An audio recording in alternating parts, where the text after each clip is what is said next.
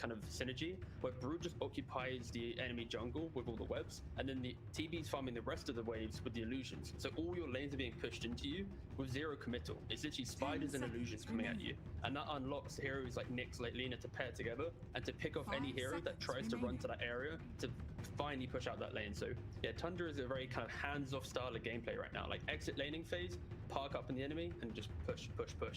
Counterpoint. You're playing against Tundra. You know you're going to play against Tundra already since yesterday, so you got a lot of time to prepare. They got 2 coaches as well. You know that 33's Brood is crazy good. Terrorblade, very big meta hero at the moment. This, like, you can expect this, right? You should be able to predict this.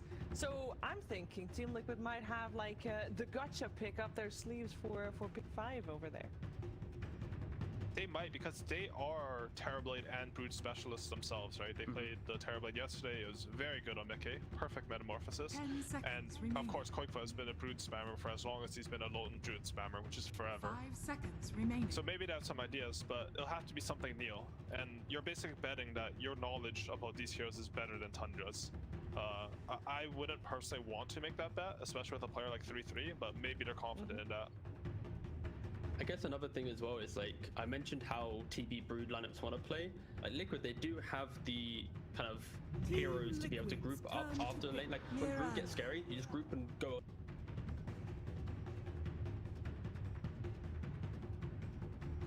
Tendrías que confiar en el Warlord también, ¿no? Team Liquid's turn to pick.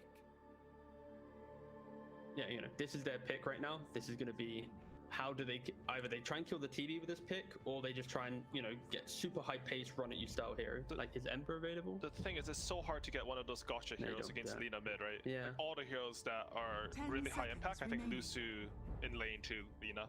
I think Liquid, I think you were mentioning it to you, but I think they should go aggro trialing here. You do have Luna, she's a good trialing hero, you have double range with the aura. It can't be that bad. I mean, Terrorblade's good at fighting with the reflection.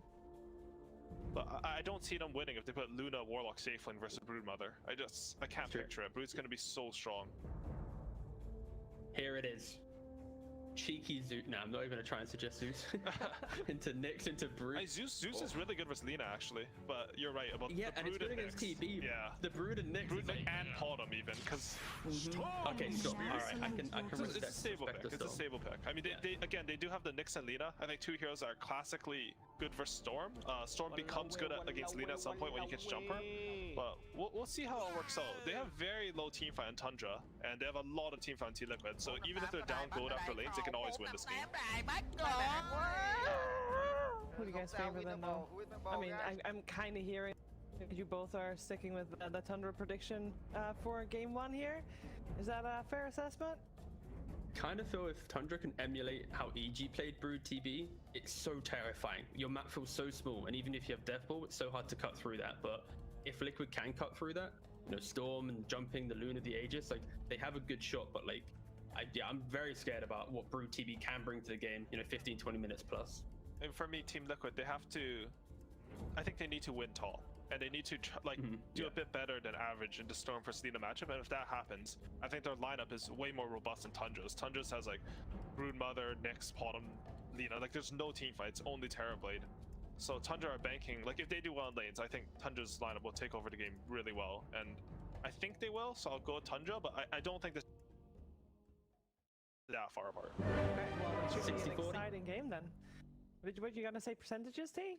Yeah, I thought I'd throw a 60-40 just as a closing point. Sorry, I don't know why I needed to say that. It felt right in the moment, you know. 64. It's all good. It's all good. For me, 50-50. We'll see who takes the first game of this best of 3. We'll see who woke up on the right side of the bed. We're gonna find out together with Odie Pixel. Thank you very much, Shiva. Yes, game 1 of Tundra versus Liquid. And Fog, what do you make of this? I feel this is a bit of a spooky game for Liquid. You're against this TB that's strong against the Luna in concept, and you're against the Brood. You have finished your lineup with the Storm, but there's a Nyx Assassin in the game, so not necessarily a free game for the Storm at all. Definitely something that Koikfa's going to have to look out for.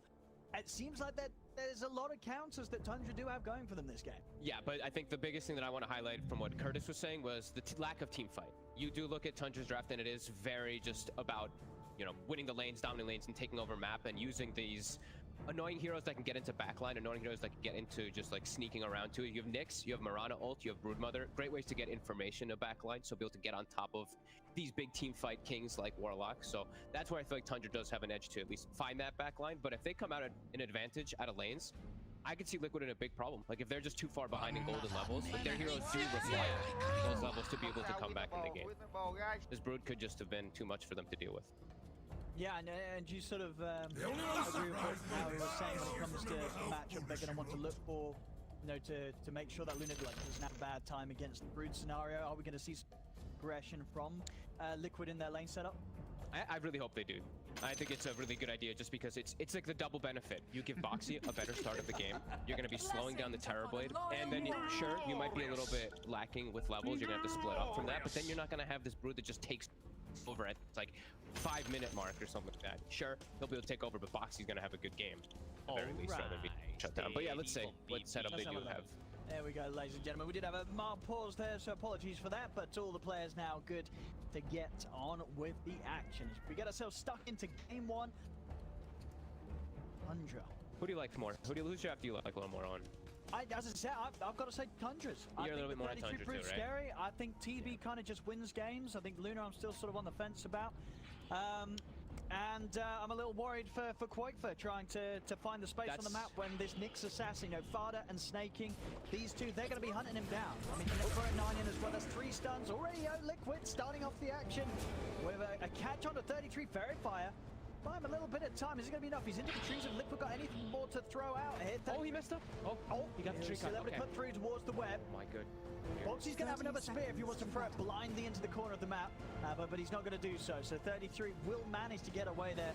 That Fairy Fire pretty much saving his life. Will manage to get away from that early smoke, that first move Liquid were trying to make before the game begins. And we have 3 abilities skilled right away, right? So we have Spear, which hurts a little bit for laning phase. We also have Bushwhack, which I feel also it's mixed. I've seen people start with Bushwhack. I've also seen most talk about how they want to get Acorn to secure range creep. So you know, now they did show that they did get those abilities. And 33, he'll heal back up. You know, this web regen, it will add up. It will give him back to almost full HP. And wow, I cannot believe that, like, you know, a Fairy Fire and a Windlace is what saves him. That little extra movement speed, that little extra heal is enough. We'll see Boxy getting some value out of this. Nice. Anyway. Another Skip into the tree, pick up the bounty. Make sure to start with 2 for 2 on the bounties. The lanes come into place. Boxy and Tiger will be up top. So it does mean that Mickey is going to be farming into this Brood Mirana lane. And is this just what sort of a lane that in the early levels, or just for the most of it, Brood is considered pretty strong? Yeah, Brood's gonna do very well. Mickey should be able to farm the first like 2-3 levels, but it just progressively starts to get worse. And then of course when 6 comes around, it's just over. You know, Luna has to completely leave the lane. And I'm just gonna be watching Snaking too, because I'm watching Insania did not block the camp, so hard camp is gonna be left available for Snaking to arrow and to get some pulls off. So see if Insania makes the way over to block it now. So won't be able to block that. So that's open for Snay, which is usually pretty huge. That's one of the main things you want to do versus Mirana. Yeah, top we've seen. We sort of see like blocked lanes. every time against those, you know, sort of heroes that utilize the big creep on first round. Yeah, usually you even see like double sentry wards bought out, but Insania did want to just get extra regen to be able to secure for Mickey. And I guess like being able to push the wave out constantly, maybe with fatal bonds is what he's looking at, because he's got clarities too. So usually your clarities are to heal your carry, but I guess they're really just trying to force the lane in so Mickey can't get pressured at all, which is a pretty interesting approach. Yeah, maybe having some sort of ideas. The panel said, you know, Liquid, they're going to know about the Brood. You know, they've got one of the better Brood players on the squad. Probably being able to give the team the info to sort of say what messes with the Brood the most in the laning stage and allows the matchup to be playable against him. Blessings. Yeah, and so that's why Insania is saving the sentry. He's waiting to make sure he can unblock his camp rather than block a camp. But that, you know, usually you do see the second sentry block, so you can do both. And yeah, just the constant pushing out of the wave is looking good for Mickey, starting 10 and 3. We look at mid. We haven't really given any attention to qualifierti, but doing well in the matchup also, 12-0. Dire's middle tower is under attack. Shoving the lane out. Yeah, top Skeeter. 9 for 1. And Boxy's close on. Radiant well turret has been killed. There we do see Boxy, one of the most player combo, the Mars, of course. Even though he did take that bit of a break anyway during the, what we want to call a little bit of the Mars major, where Mars was picked like almost every game during the beginning of it. You know, Boxy wasn't there for it, so would have an even higher number if he was there. Take over the games. Sort of hitting his stride on the Mars. Yeah. And Liquid looking towards that happening again here. And watching, right now I'm watching Snake King's movements, stacking the camps, he's arrowing to make sure he keeps up his farm, and he's also checking runes. This is something really important I always point out about Snake King with Tundra, because I still don't see many 4 players do what he does of just, he literally will just lead the lane to check the 2-minute rune, the 4-minute rune, the 6-minute rune every time, which is still a bit rare to say. Radiant's middle tower is under attack. Snake catch the courier. Did manage to get the delivery done to Insania though, so still has that sentry ready. Troll around it. Yeah, Mickey's chilling. Great start. Brood not getting slowed down either, but yeah, this is really good for Mickey. Getting that early 2 points in the blessing. He gets these early stat items too, and we'll be able to get his like level 4, level 5 online, and then just leave the lane probably from 33 and just swap. Probably, it depends on what all happens inside of the game, but eventually they do want to send Boxy down there to try to slow down the push. But that's as long as he's having a decent time in top. He doesn't want to just like ditch the lane. Sure, because even with the push out of the Fatal Bonds, these two at a point, they won't be able to counter the straight up pressure that the Brood can apply. No, and then it's like your Warlock might just die. Like, I don't know if Insania even wants to play in the bottom lane once the... That's why it's a bit of a scary game for me, for the Warlock in general. Fada. Get him in, Tiger. We'll be able to find him. He's having to sneak around the tree line, get that first blood here for Liquid. Thanks. Strong lane up top for sure. The Hoodwink plus the Mars, and also just with the Blightstone, this slight little extra bit, even though it's sure it's the Terrorblade, he doesn't care so much. The support most definitely does. They've slowed down TB more than the Luna's being slowed down for sure. Snaking. Doing a good job of sniping some couriers here and there. Top lane. Getting onto Skeeter. Tiger. Quite enough damage with the Schwack alone, so Skeeter live another day here on this top lane. And now they're very low on mana on Liquid. They have a ton of stuff coming out on the courier. I believe it's range drop, double regen for Taiga to keep himself up there. Lane very close. More denies sort of there in the way of 9, but Quoifer a little bit ahead in the CS with the efficiency, farming that small camp on these early levels. I think this is huge. Honest, up top, Fada, again, getting caught out. Got the damage. Got the stick charges, Fada. Tiger, couple more hits, you can only get in the one. This time around, Fada able to make it away. Yeah, I think it's pretty huge that Quakefa's done so well, because as I mentioned, Snaking has checked all the water runes, so he didn't get to fill up. So the fact that he's able to, maybe he's like slightly behind because it's small camp. Actually, he's ahead by 70. So yeah, he's ahead in the matchup when no one's checking his runes for him, and it's a Lina versus Storm. That's really good for Liquid. Yeah, we've seen Storms get trashed by Lina straight in the matchup. Quakefa's going to be very happy with this outcome so far. And as top lane this time round, they've got the damage. Another kill for Tiger. Some good early action here. Being able to bully Farter as the Nyx assassin, not really able to offer up too much now. Boxy and Tiger, they've got good control and damage. We'll 4 on both of them. Oh, cool. Struggle in this lane. And Boxy's gone for just a straight Morbid Mask for sustain. We saw a lot of people at the major just doing the Ring of Health. This is kind of a cooler approach, because then you're going to eventually probably go for something like, I guess, like a Vlad's, or maybe Satanic way later, depending how big you are. But yeah, that's neat. Jumps onto Skeeter. Skeeter's ready to turn here, popping the Metamorphosis, but Fana not quite back in time to set up with the stun. Be able to step away.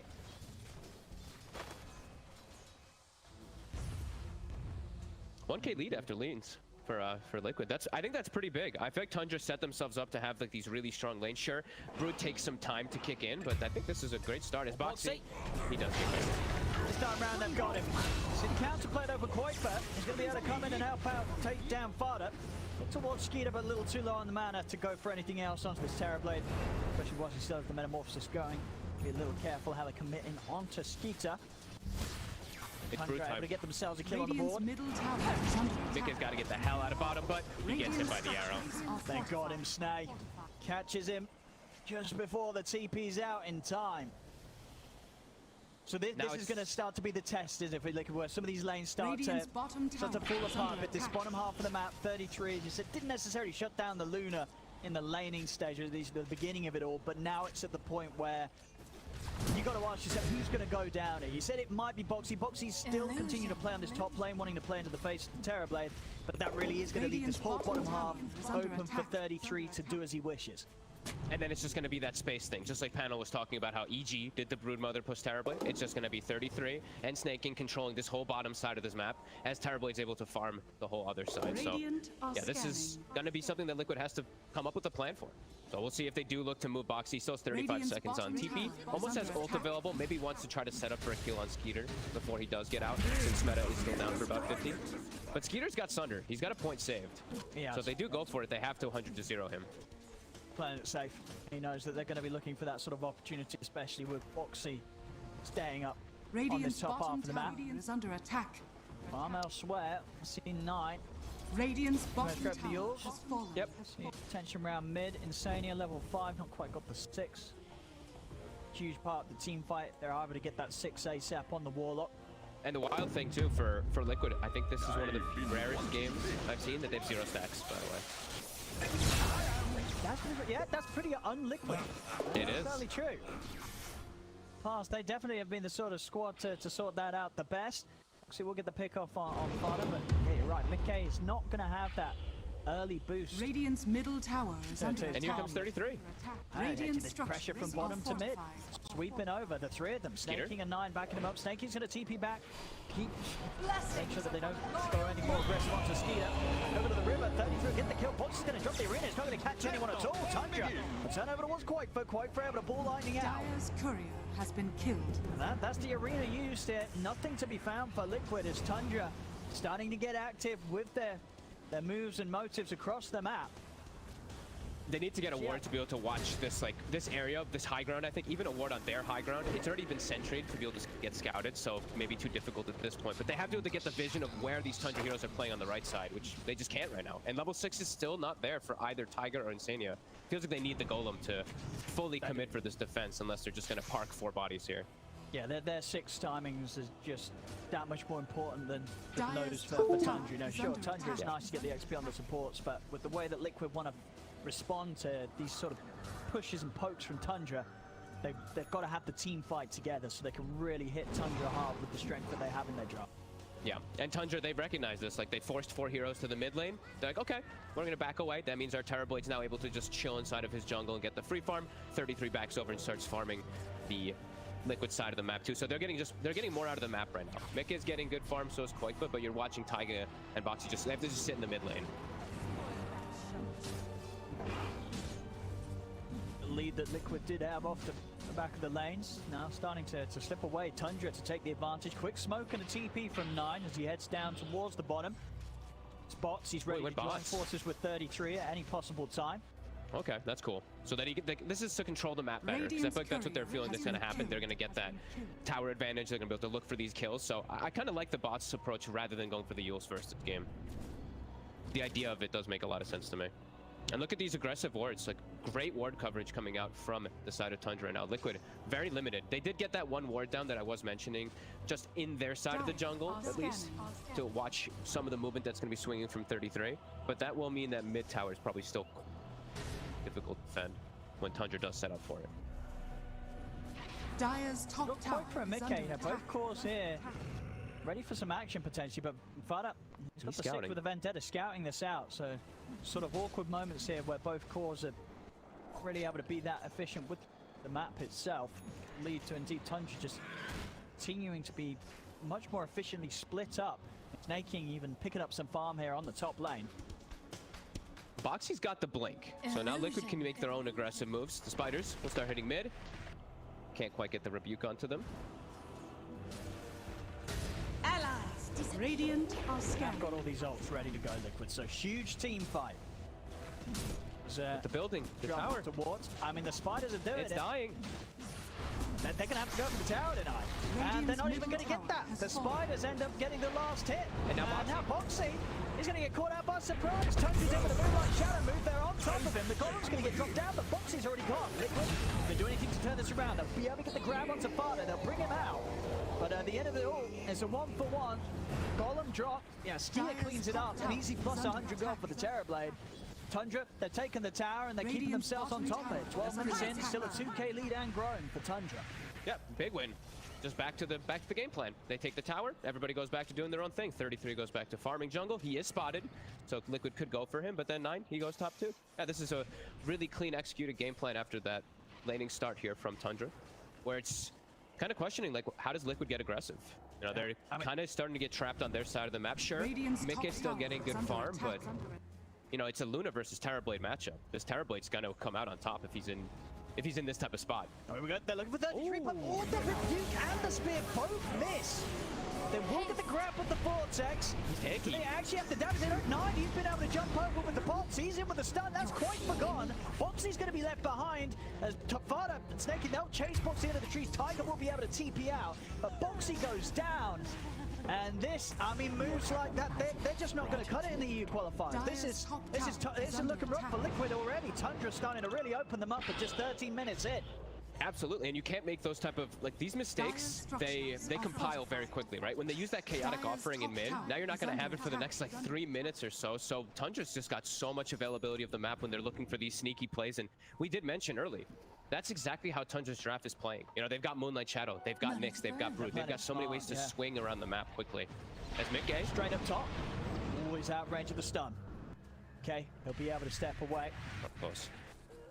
Scary territory though. Radiant's bottom They're tower pushing is out. under Know attack. that Nice will be very Dire's quick to top play tower aggressive has been across the denied. map, able to take away some potential goals there from Liquid with the tower denied. The biggest scary thing for me really is that a lot of their cores are just kind of counteracting. Sure, they've got this great team fight, but there's a Nyx versus the Storm. There's the TV versus the Luna. So these matchups are just difficult for them. Here we go. Radiant's bottom tower Loves is it. under Sick. attack. Going in very deep into the jungle. The Moonlight Shadow's out. Tundra's starting to reposition himself. Fada turns the stun onto Quite for the Dire's Luna's top out. tower Quite for is Storm. under attack. Radiant's Another death bottom on the tower Storm is under as attack. Quake's game starting to take quite a hit now. 2 deaths back to back. And they're chasing Mickey. Sony have got him with the slow. 33's in on top of him. Mickey, he'll pop the ult. He's trying to bring down Fada. He's going to head into the trees. Mickey, can he actually get the final hit off? He can't. As Mickey caught out by a stun, Fada survives. As Liquid, they've just got to get everybody out of it. Insania's trying to head into the trees, but 33 and 9, they're chasing him down. Radiant's middle Another tower is catch under here for attack. Tundra. As they're getting starting to messy. crumble. This is a rough one here for Liquid. 15 minutes in, 6k lead. Tundra Radiant's top tower looking is very under hot here attack. with this opening. Yeah, Radiant's Skeeter just hit structures pops meta and are goes into the fortified. enemy ancient side, starts farming their ancients, and that was such an aggressive zip I mean, forward Koifa from just pulled Koifa. straight in. Pretty much, I think more than half is mana. Really going for that, and with the Moonlight Shadow, I Radiant's don't think they top actually tower had has any sort of deep sentry ward or vision control. So already fighting into a very difficult scenario. And of course, Tundra, they make everything happen off the back of that. Big And the fact- kills. They're winning these fights, and we talked about it. AUI, you know, Curtis was saying there's not really like any team fight in particular on this side of Tundra, just besides their like stuns and coordination and stuff like that. But Like they're it's just winning. these small individuals, and they're winning the fights. Yeah. So Liquid, they need to get their shit together, and they need to get their ults coordinated more properly, because right now they're just getting outplayed all over the map. They got to get a combo play coming together. They got to get like a Mars ulti plus the chaotic offering. Now pressure on Boxy. Set this up here. He's coming in with the blink. What sort of a jump they can get? Oh no! Off the mark! Off the mark! And now Tundra's going to start moving in. The column will be dropped. Fada will fall. But one's again, in it, this is sort of the whole team fight from Liquid that's only killed Fada. That's not enough. And Tundra, they know they're chasing Liquid straight down. Sania, he'll fall. Quakefa coming in with the 4H to grab 9. Put the Moonlight Shadow, Skeeter even with the bro move there, sondering 9 back Mickey? up to full HP. Mickey's gone, Oh getting my. nuked down by the Laguna Blade.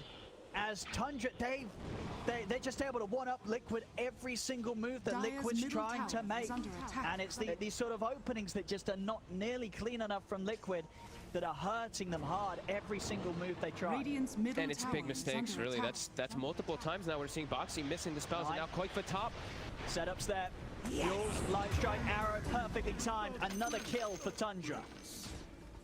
That is just clean now at this point. In the laning phase, I think that's where it all ended, where it was looking good for Liquid. I think they had 5 kills, and then it's been like 12 kills in favor of Tundra. They're dominating the map, they're dominating the fights, and Liquid's just, they're missing their spells. Foxy missed the bottom, spear plus rebuke. This one, he misses the spear. The ulti only catches the Nyx inside of it. Same thing for Chaotic Offering. It's all just missing. And it's just, you know, for qualifier's game as well, it's, you know, on a Storm Spirit, when this sort of happens, these back-to-back deaths, it just hurts his game so much. And he's still trying to scramble towards this Kaya Sanj. It's not going to be easy for him to find himself in a position where he could play as aggressively or even get towards these backlines. You know, it's already at a point where Tundra, they don't really have heroes in a state that are very killable for qualifier to start the action on. They've got ways to protect themselves, tank ability to turn, and a whole lot of stuns. As I said, with the Storm pick, the Nyx, the Lina, of course with the Yule set up into the arrow from snaking, there's so much that's the qualifier's got to be so careful about when he tries to go in on these fights. Dude, they're all so tanky. Like, they're all like 1200 HP plus. The main target that you could go for the squishiest one would be the Nyx, because the Mirana has a mech, and he had an SC. He's in, but he's straight away. The spike characters is there. The rebuke getting reflected immediately, boxing a proper spirit, but the wall's already disappeared. It's just so ready. Every move they're prepared for. And now Koikfa. Fada's on him. qualifier, he's going for the TP out, but Fada's got the stun. qualifier's escape put to an end. And I mean, what do you do now if you're Liquid? This has got to be pretty demoralizing. You've tried to fight, I mean, easily a handful of times now, maybe 4 or 5, and it's just gone terribly every single time. You've not been able to achieve anything. Each move that you've made as Tundra, they have, as I said, they just continue to stand on top of them as bottom, and Insania's gone. Tundra just full control of this game, and they're making it easy here, Tundra. They are. I honestly think this is one of those where you might just, you go next pretty soon, because all your core matchups are countered. You know, you have the Luna versus TB, as we mentioned before, the Storm versus the Nyx, and all these stuns. Sure, you've got all this team fight, but clearly the team fight's not working. The synergy, the coordination is just not there from Liquid, and Tundra is on fire. Like, they're reading all the movements, they're making clean moves around the map. All these wards have been on point, and this is them, most of the times I feel like they've been fighting with just, like, Skeeter shows up with a meta at the end and just like 1 or 2 hits and cleans up the fight. It's been, yeah, pretty much perfect from them. All 3 cores just in a fantastic position in net worth. As we say, to each and every one of those team fights that Liquid aren't able to pull together, you're just upping the difficulty for the next time round you approach it with the lead that Tundra continues to grow against them. These moves are not going to get any easier to make against the strength of Tundra. And the question's got to be asked if you can really make them at all. Liquid possibly have just missed the timing completely this game. I think so. It's the thing is too is they have all these big team fight ultimates, but the fact they didn't hit them earlier, right? And now they've gotten so many items on Tundra. Like you mentioned, everyone's so tanky. They've got pipe, they've got mech, they've got essence ring, they've got so many different elements to keep them alive. 9 has a BKB and he's level 18. So you can't go for the Lina almost ever unless you 100-0 her before she's able to get out of a stun, which you're kind of lacking. Sure, you've got the spear, but you have to connect it instantly, and she'll have time to react most times. And I don't know. What we got? I just don't know what you like. The itemization for Mickey just gets really complicated too when you're this behind versus a Terrorblade too, because it's like, what do you want to get? You have to have your Manta, you have to go for your BKBs just to survive, but then where's your damage going to be coming? Just tough game out there. And it's just awkward for the Luna as a hero as well, right? Like, you pick this carry to sort of just get this super fast timing on the Manta, Dragonlance, BKB, and start taking down objectives. Before sort of the other teams got the items online, but with as good of a start Tundra's had with all these fights they've been able to hold Liquid off on and come out on top. That's huge. Skeeter. It is. The money from the Roche and such. He's going to pretty much have the Skadi on top of the SNY and Dragonlance 20 or so minutes in. Yeah, and it really is just a straight up counter matchup. You know, that TB versus the Luna. You get the reflection of the Luna, you get more damage. Once you get the Skadi, the matchup is impossible. Like, Luna just can't do anything terribly, like, ever again. And there's so much burst damage too. That's something I guess we didn't really touch on too much for Mickey. scouting this all out. They're coming in with the moonlight straight away with the arrow. They open up on a quite gone. So's Insania. Tundra just not giving any room for Liquid to achieve anything whatsoever. They're looking for the next target too. It's an instant smoke afterwards.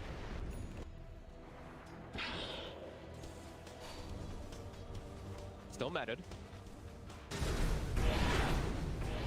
He just walk straight in. Start beating them back here as Mickey and Boxy have to stay away from the tower. And the pressure's coming in. With the meta, they'll be able to push onto this tier 2. Nothing Liquid can do to push them back. They don't have anything that's going to allow them to approach Skeeter right now. Middle tower has fallen. Yeah, they're just so far behind. It really is just so difficult. Mickey has to instantly manta every time for reflection, and then he just gets instantly silken bullet, so he can't even hit. Mickey? Oh! That was close. That's the spirit. He's lucky to get away there. Moments sooner and 9 would have had him with the Yules. Radiant's top tower is under attack. Well, I mean, it's 23 minutes in, and this is going to be their final tier 2 going down, folks. Where's Boxy? I guess Boxy's just taking him for a walk. They're just doing some creep cutting shenanigans. We saw Taiga bottom lane trying to cut the bottom wave too. Boxy going to meet up toward his team. Gem on Fada too. Didn't point that one out, but we were mentioning how limited vision was already the name of the game for Liquid most of this time. Even more so now.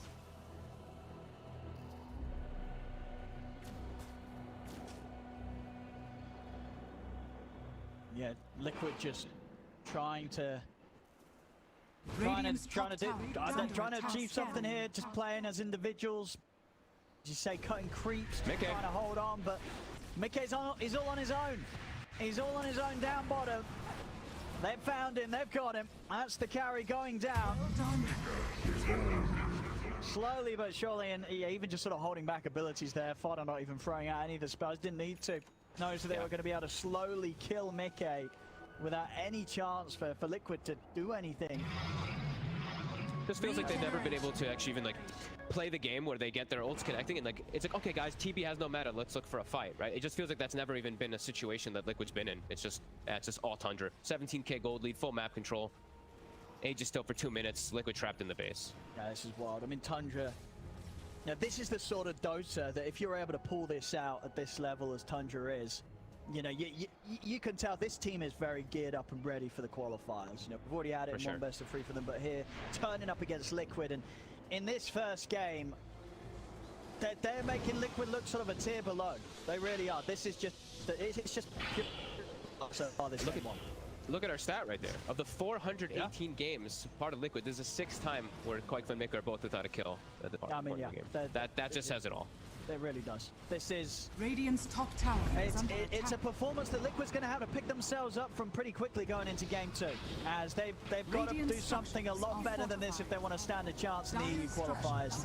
Tundra just completely handling them here in this game 1. Yeah.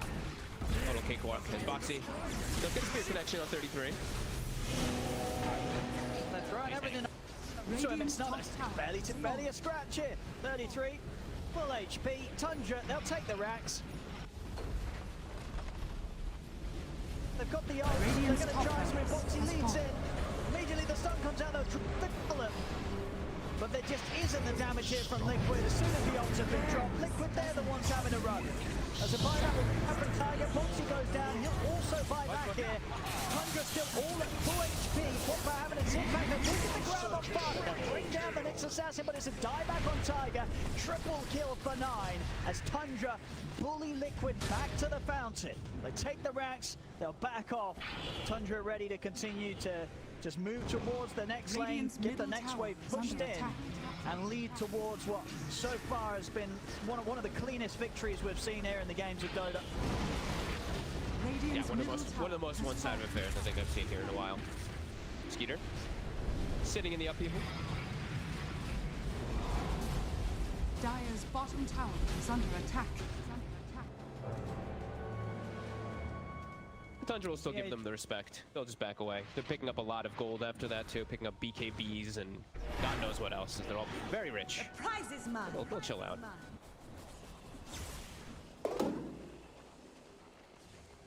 I mean, for Liquid now, you've got to imagine they're going to be thinking about what they'll feel comfortable with doing in the second game. Agreed. I mean, how do you sort of recover from, because you've got to recover quick, as I say, you know, so much on the line with these best of threes on this road towards Radiant's TI. bottom tower You've is got to under have some attack. sort of big talk or some big sort of motivational booster after this sort of game one, as this is pretty much the worst way to start a series. Yeah, I think one big thing is, of course, like the Brood got Radiant's left in the middle pool, but I barracks think are Warlock's under just too attack. slow of a hero in this map. So, and they did pick the Luna with Terrorblade in the pool, so there's quite a lot of things that did go wrong inside of the drafting, where it's like you can tell Sure, so this you game think is you just would, difficult. you would So. put a bit towards the draft? Oh, I mean, absolutely. This was a pretty big draft win, it feels like, from Tundra. Unless Liquid somehow did just get like huge big team fights, like big team fight connections after that laning phase, it just felt like it was going to be difficult for them. It's just like their cores are countered. That's why I was like, you know, like I said, like the Nyx versus the Storm, the TB versus the Luna. There we go, sector set of Rex. Radiant's middle barracks. Nothing to be has done fallen. here by Liquid. They've got the ults. Actually, no Golem for 30. As Tundra, Koifu they'll just sweep kick- round to the bottom. They just have to watch. That's like Koifu doesn't have BKB, so he's like, if I zip in, I'm just Yule's and dead instantly. And they're getting mega there. Boxy, he's going to try with the jump in, but he's not going to be able to catch anyone in the arena. And nobody gets caught. Tiger's dead. Boxy goes down. No buybacks on the two of them. Tundra resume business, taking the final set of racks here away from Liquid. As they're actually chasing them up to the base. Sparta's in with the impel, catches out the Luna. Mickey will be able to get the BKB off, but Liquid, they'll finally tap out. As we did see indeed statistically, one of the worst games that Liquid's ever had here for them, unfortunately. As this was a rough game one. Tundra, on the other hand, though, bringing in that ability, that flair that we really have seen them be able to develop and grow over the course of the end of the league and stuff. You know, we know Tundra as a squad, they're putting the work in, and performances like this certainly show. You know, this is Tundra.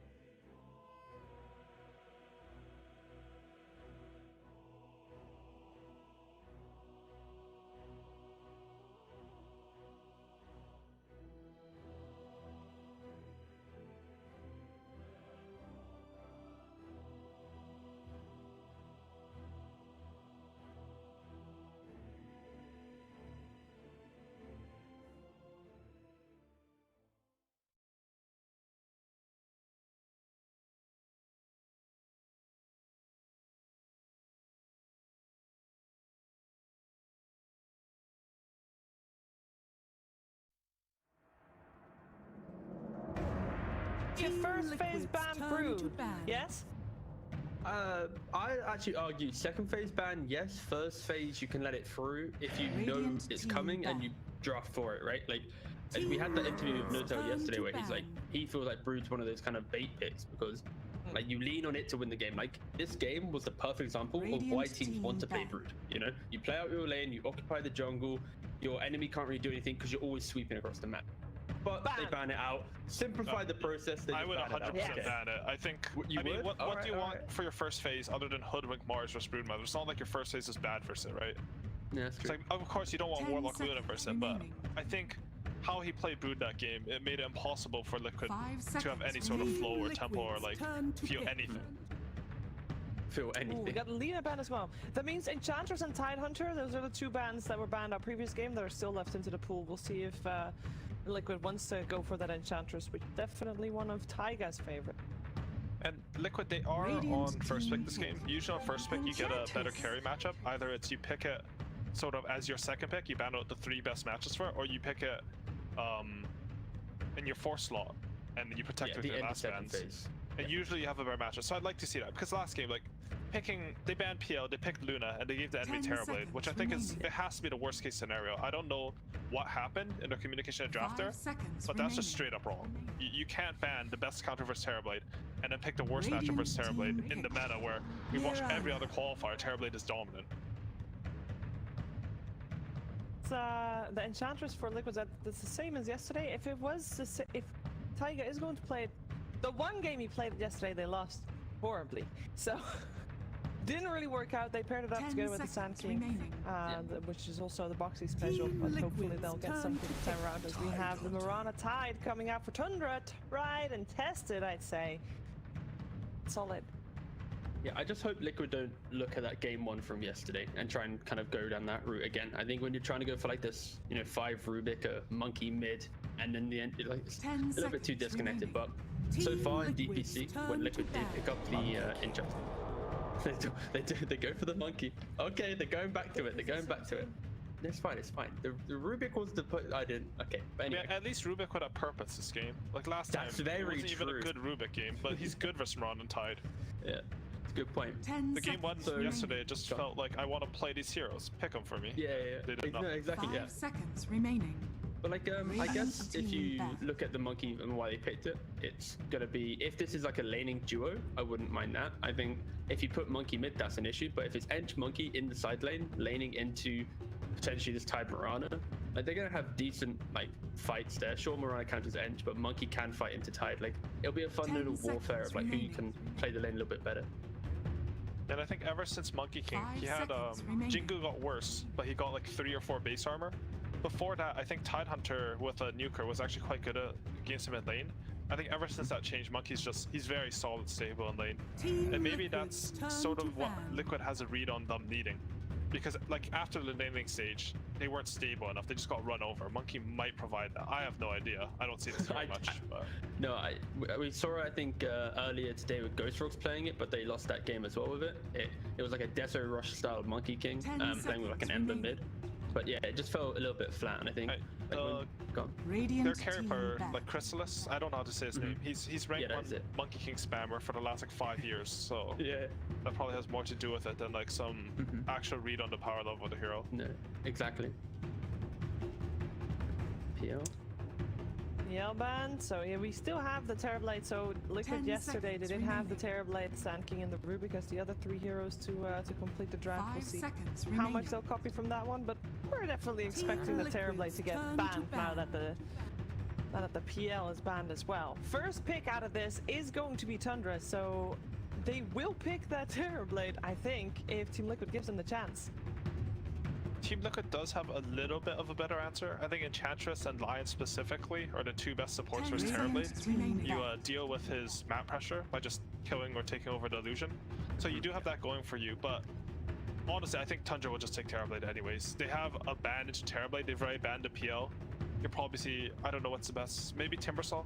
maybe some counter like that, but I would feel very comfortable picking my carry here on Tundra. 10 seconds remaining. Especially because like Liquid's bans have kind of presented that I feel like this monkey is a carry 5 in this seconds scenario. I think remaining. they've developed from the time where they played it yesterday.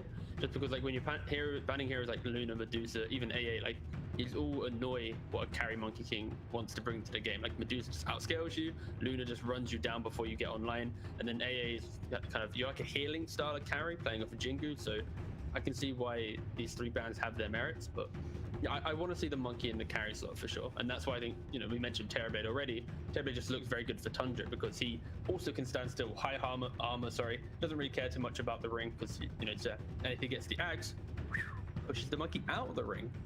Yeah, typically that's been a Terrorblade favorite matchup. You literally just kill him in the ring because you just do overwhelming damage and your armor's too high for a ring to really kill you. Radiant team. You okay there, Shiva? But why didn't they ban it?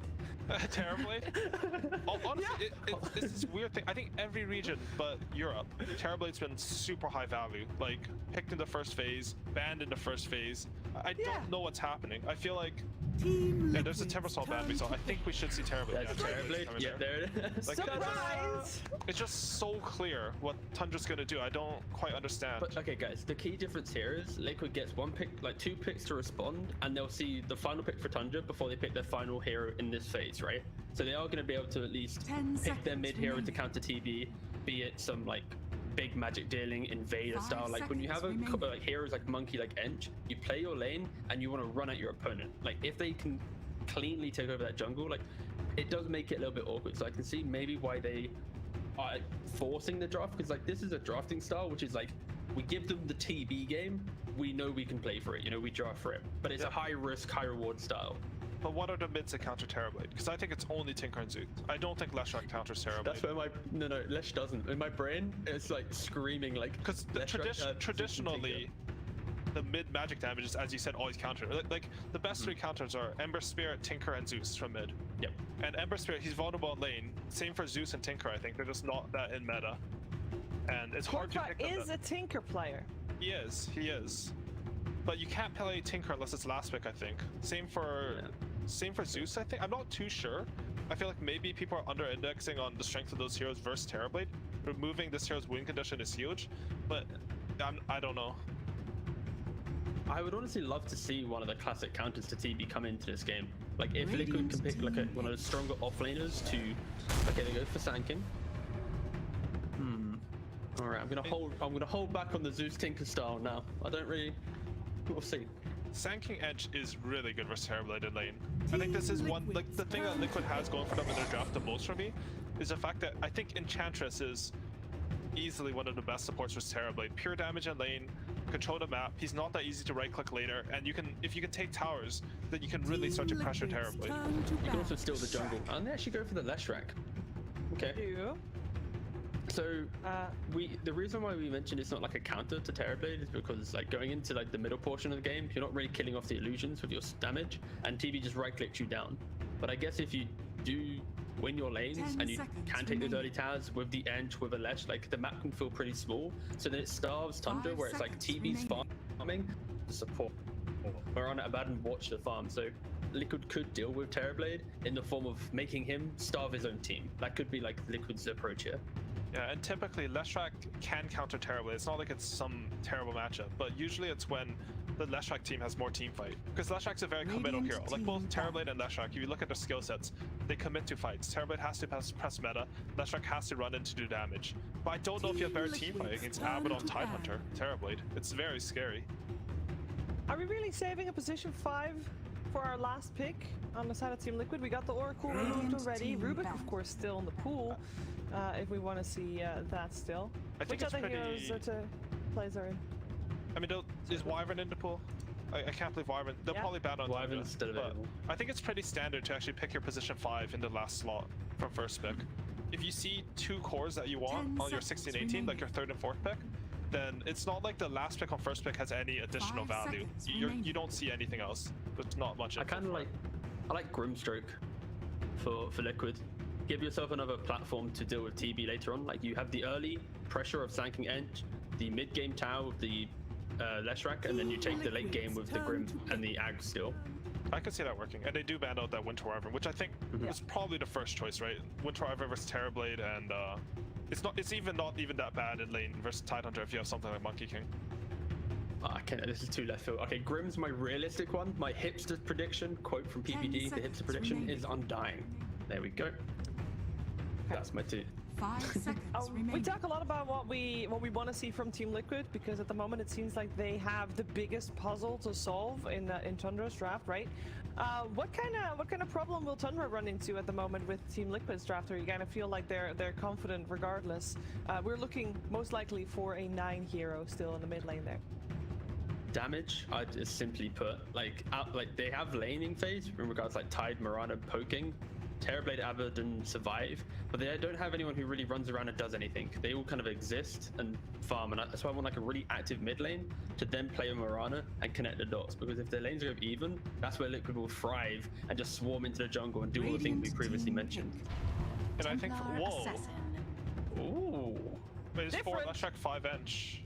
Yeah, 5-inch, yeah. Yeah, it's 4. Yeah. Good, yeah, could very well. So they three or four this Lash. game, but not last game against Nyx, Dina. Oh, this is beautiful. You're picking so it's TA Sanking and Lash is flexing, right? Yeah. Yeah, I mean, I think you should do 3 Sanking. I don't see the other way working out. I mean, we don't know. This is such a weird... Like, this could be 5 Sanking for all we know. Or like 5 Leshrac, because, I mean, that's something they would play. Like 5 Leshrac. It's good in lane versus Tidehunter too. And 4 Chantress, 3 Sanking. I think what Liquid has though, I was going to say, because I was planning my point, but then they ruined it a bit. If Sanking can connect, like if he wins this lane, they can play very fast with Edict, open up the map, and they do have a lot of magical damage. It will be Mickey's Monkey and Insania's Enchantress. Position Bat 4 Rider. on the This is a filthy Bat Rider game. It's a really I mean, it's like, oh, very, very good. Because of course, Monkey King is carry. You can always locate him, grind him down. But yeah, it's counters 4 of the 5 heroes pretty much on Liquid.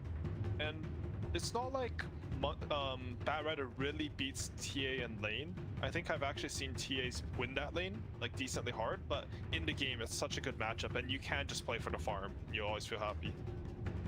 Yeah, I guess that's the main thing we're going to see here, right? It's like we wanted from Tundra's, they needed a hero to open up the game for them. And if he can farm like the bots and then that instant BKB, that is when you become the biggest threat on the map, because Liquid has no way to stop this hero running at you. And that could buy the time for TB to come online, defend those early towers. But yeah, Bat needs to be super efficient in farming mid, going into jungle, getting those items, so that when Liquid wants to group up early, he's ready to lead the team with the Ravage, with the Mirana, kind of, and then throw it into Liquid's face. But whew. Any like, you both are giving arguments about why the drafts could be good, but are you still sticking with Tundra, both of you? I probably, yeah, I feel like this Bat Rider just is too much of a nuisance to deal with. And yeah, the whole TB thing again. Yeah, TB Bat Rider are going to be the kings of this game. Curtis? Yeah, for me, I feel like Tundra, the draft is very strong in the sense that they have clear outscaling here.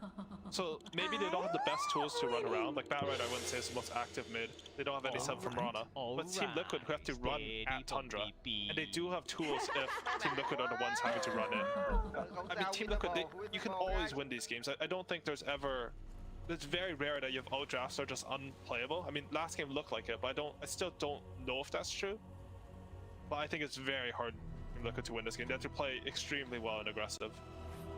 Yeah, I hope that speech mid-series was a powerful one. Team Liquid definitely needed it, and if they lose here, they're not out yet. This is the upper bracket, so if they lose here, they just drop down to the lower bracket, and Tundra moves forward to the upper bracket finals. But Team Liquid, of course, wants to see that 3rd game, and I think a lot of Dota fans want to see a 3rd game. We're gonna find out if we're getting that together with ODPixel and Fog. Thank you very much, Steve. Yes, indeed. We'll see what we get going on here. The game has started, so we should be able to kick you pretty quickly into the action here of Game 2 between Tundra and Liquid. Both Liquid, they've got to step it up a lot here. Oh, actually, And they're going to go on already. Tiger, the arrow was missed up. Taking not able to get the connection, and now Liquid, they'll be able to find the turnaround. They catch fodder in the river. It will be Liquid that end up claiming their first blood. Liquid, as we heard from the panel, they've got to step it up big time. Game one was a tough one. Looking at this game too, Fox, have they made it any easier for themselves with the draft, or do you see them having some difficulties again here? I think it's easier than the last game for sure, but I still have some concerns. I think that they do have some problems. I think TB is not as answered as I would like him to be.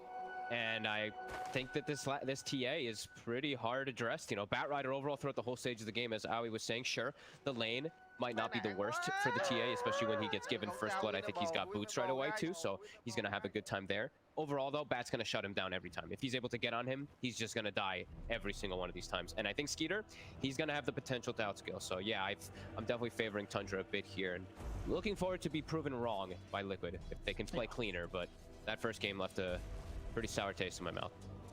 Absolutely, it was not a close game at all, and of course we're after getting used to seeing some quite back and forth action here in the Western European qualifiers, and that game definitely, so statistically, not one of Liquid's finest, at least quite far from it indeed, as Tundra just again just continuing the level of performance that we saw from them the other day. Very strong. So getting Skeeter on his solid carry Terrorblade once more to have some pretty good tools to just consistently bring out that same level of performance and control that they did in game one. And looking to having some pretty damn good matchups, right? I mean, it's a TB versus Monkey King and TA. I don't think TB's really too flustered about this. Sure, he's flustered if Boxy gets crazy farm, but that's probably not going to be happening. As Fada, he's got 10 stick charges. He's kind of baiting them bottom. Another round of stuns in a second, but we've got to be careful how they overstep the mark. There's no Metamorphosis to worry about for now, that long cooldown. That gives any chance for Boxy and Tiger to play aggressive. They got to bring more regen though. Okay, Tiger's got a good amount. I was like, Boxy's got one tango. And Tiger in onto Fada. Tiger taking heavy hits here from Skeeter. We'll have to put the Fairy Fire step back. You're almost dying to the TB when he doesn't have reflection in the lane, or doesn't have meta in the lane. That's a bit scary. We are seeing mid Koikfa coming out very far ahead. With having that first blood, having boots, you're pretty much under no threat of the Batrider in the start. So once the levels build up, as we said, in the game is where the Batrider does counteract the TA. So Koikfa off to a great start. Taking a look at top, how's Mickey doing? Very well. The reflection's gonna do it. Boxy can't run away. Chasing him down. Skeeter gets a kill in the lane. Oh, it's just glancing top. I didn't think he would step up again so low, but he actually does. And he's so low, and we were mentioning how he had no regen, so that was a bit surprising for him to do. This is a free farm TB lane. There's getting the denies as well. 12 and 8 in the safe lane. A kill as well. Skeeter had a pretty free time in game one. Maybe looking towards a repeat level of performance here. Liquid aren't able to keep it together down here as this duo, and Boxy and Tiger can't put some sort of pressure onto the Terrorblade. Under attack. I really don't feel like they can at all, especially with Fada next to him. He's got just constant heal, sustain, removing of the stuns, etc., or he's just the one tanking the spells as we've seen him do. Fortunately though for Liquid, we do see Mickey having a good time top, shutting down the Tidehunter on the opposite side there. So there is that. But yeah, Skeeter's just it's a full free TB farm lane, and Boxy is going to start much slower than the Tidehunter. He will have a harder time of recovering it. Boxy. Haven't got any detection out here at the moment with Fada, so Boxy will be kept safe in the sandstorm. But applying no pressure and getting constantly zoned away. Concerning. So early as well. 9 doing a good job of controlling. Not choosing to play into the face of the TA, to skip behind the tower, grab 2 waves to make sure that he's keeping on par. At least trying his best with the farm. Obviously, at the moment, still quite for having that edge. And that little bit more out of this. We'll see what he's able to achieve as a TA that he's having a solid start.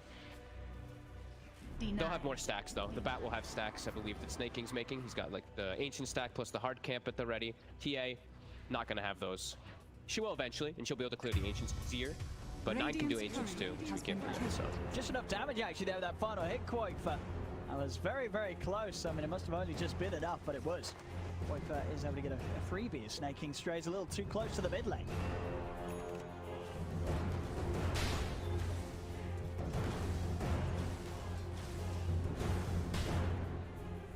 bottom, Snaking. He's like rotating bottom, okay. He's gonna come back into the map down bottom. I'm trying to look for the body blocks on Tiger, but makes his way around Fada. I think I want to see Tiger go stack some camps a bit here. They can't really apply the pressure onto the TB anyway, and I don't want Boxy to just be shut down. I don't want him to just be like a stun and just die. He needs to get his own farm in the game. Moving on to 33. See if they've got enough damage. They'll have another impetus in a second. It'll be needed. Mickey builds up the stacks, gets the kill. Bottom. Boxy, it does hit. Make a fine crater. Both carries having a good start. Oh, this is nice from Insania. He's using his Wild Wing to farm the hard camp right now, right next to his ward. So he's stealing that stack away from the Bat Rider. This is a great invasive move from Insania. They get the kill, they walk in, they put the ward, and they steal the stack. Snaking now on the other side, saying he's going to start scouting out the Ancients, perhaps looking to maybe block out as well the TA's camps. Does have a sentry ward, and he has placed an obs to scout out the area. We're still, not seeing any stacks as you wanted to from Liquid. Bottom Fada. Be able to step away, Boxy and Tiger. Again, running a little low on the potential to throw anything more out onto the Abaddon. Haste bottom, 9, he could make a move with this. Oh, he certainly will. Snaking's also around as well, starting to beat onto Tiger. Radiant's 9 current actually has been not going to be tempted for it. He's going to turn his attention over towards Boxy instead, looking towards the bigger two than the core. Really hanging on to that haste. The prize is mine. Slowly pursuing Boxy. I mean, do they have detection between the two of them? They do. Dust on Fada. There it goes. Boxy. Radiant's middle He's not gone anywhere out of this. TP's still on cooldown. They'll take him out in 9. As you say, playing it cool. Same time up top. McCain and Stadium. They're going to go for another round on 33, and they've got it. 33 bullied out of the top lane as well. So we are seeing both offlaners definitely being punished in this early game. Yeah, they do have methods of recovery though for the Tidehunter, where Sanking does not right now. No stacks. Now Taiga is starting to get those stacks started. Much needed. And I guess because he held the haste rune, he wanted to hold that haste rune because he wants to get a bigger kill. He doesn't want to get good this, efficiency. The Sand King who's already shut down, who's having like no game. What he wants is to get a haste lasso on a TA, a haste lasso, probably the TA. I would say maybe the Monkey King, but it's more than likely just him going for Koifa because it's a guaranteed kill, just with an arrow, which they will have snaking in the area for. Snaking there with the backup if 9 find a chance around this. Farming aggressively, trying to take away some of the neutral area that Liquid Koifa sweeping through. Seeing Liquid all prepped around their triangle here. It's all scouted. We're seeing Tundra just keep pinging it, and there's the smoke. So smoke with the haste rune. Gonna look to contest these stacks with that. 5 seconds till Firefly. And Fada's gonna bait some action. Koifa, he's gotta be cautious. Hitting him with the wrap round, they're heading straight over towards him. Start off the market from Tigers. 9's able to sidestep it. Flame break back into the range of the lasso. 9's got the grab. Insania is coming in with the heals though, and Koifa's gonna be fine. They don't have anything else to follow up on to Koifa. Liquid turning up in full force to try and turn this around though. Catch Fada. 9's able to make it away. So a lot of attention being drawn to this area. Liquid do respond. They do get the kill. They won't get a call though. There's a great flame break to push him onto high ground there, but then a beautiful enchant coming out from Insane to dispel that haste rune off, so can't actually get the distance to get him up.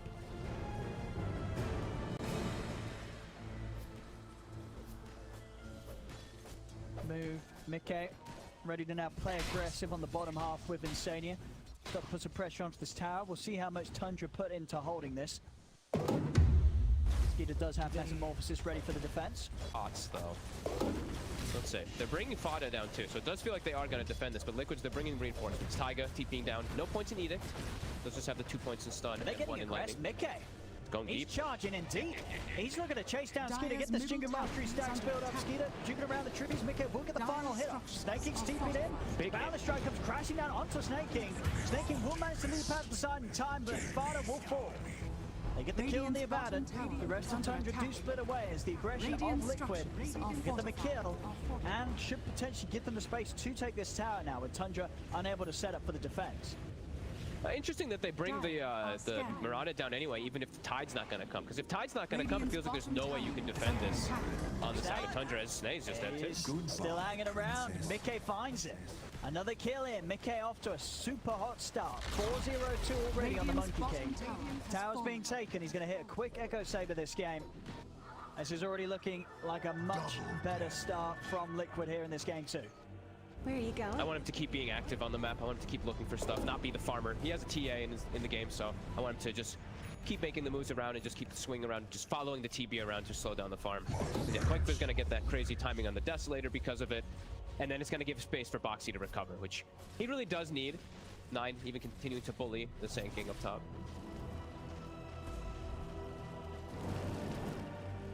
I mean, for the most part, you expect to see what Mickey sort of just stay on Tundra's half of the map.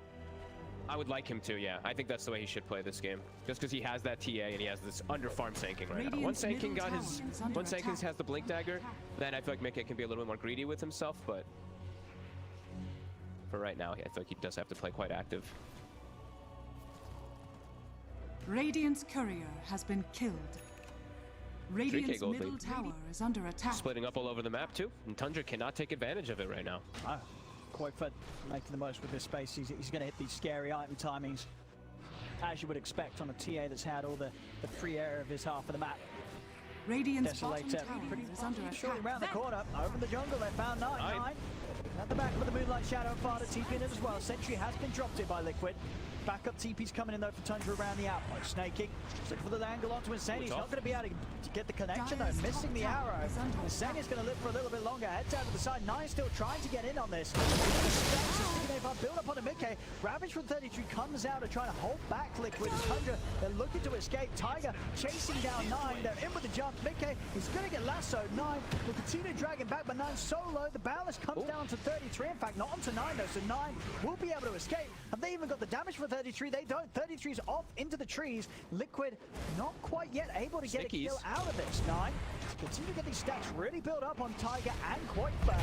Big hit comes in onto 9, and 9's gone far. Can't get after the miscoil or the shield in time. 9 will fall. Balance comes crashing down onto Fada. Snaking, he's on the run. Mickey looking to chase. The Primal springs up. Snaking has no leap available. One more hit here from the Monkey King. Claims the kill.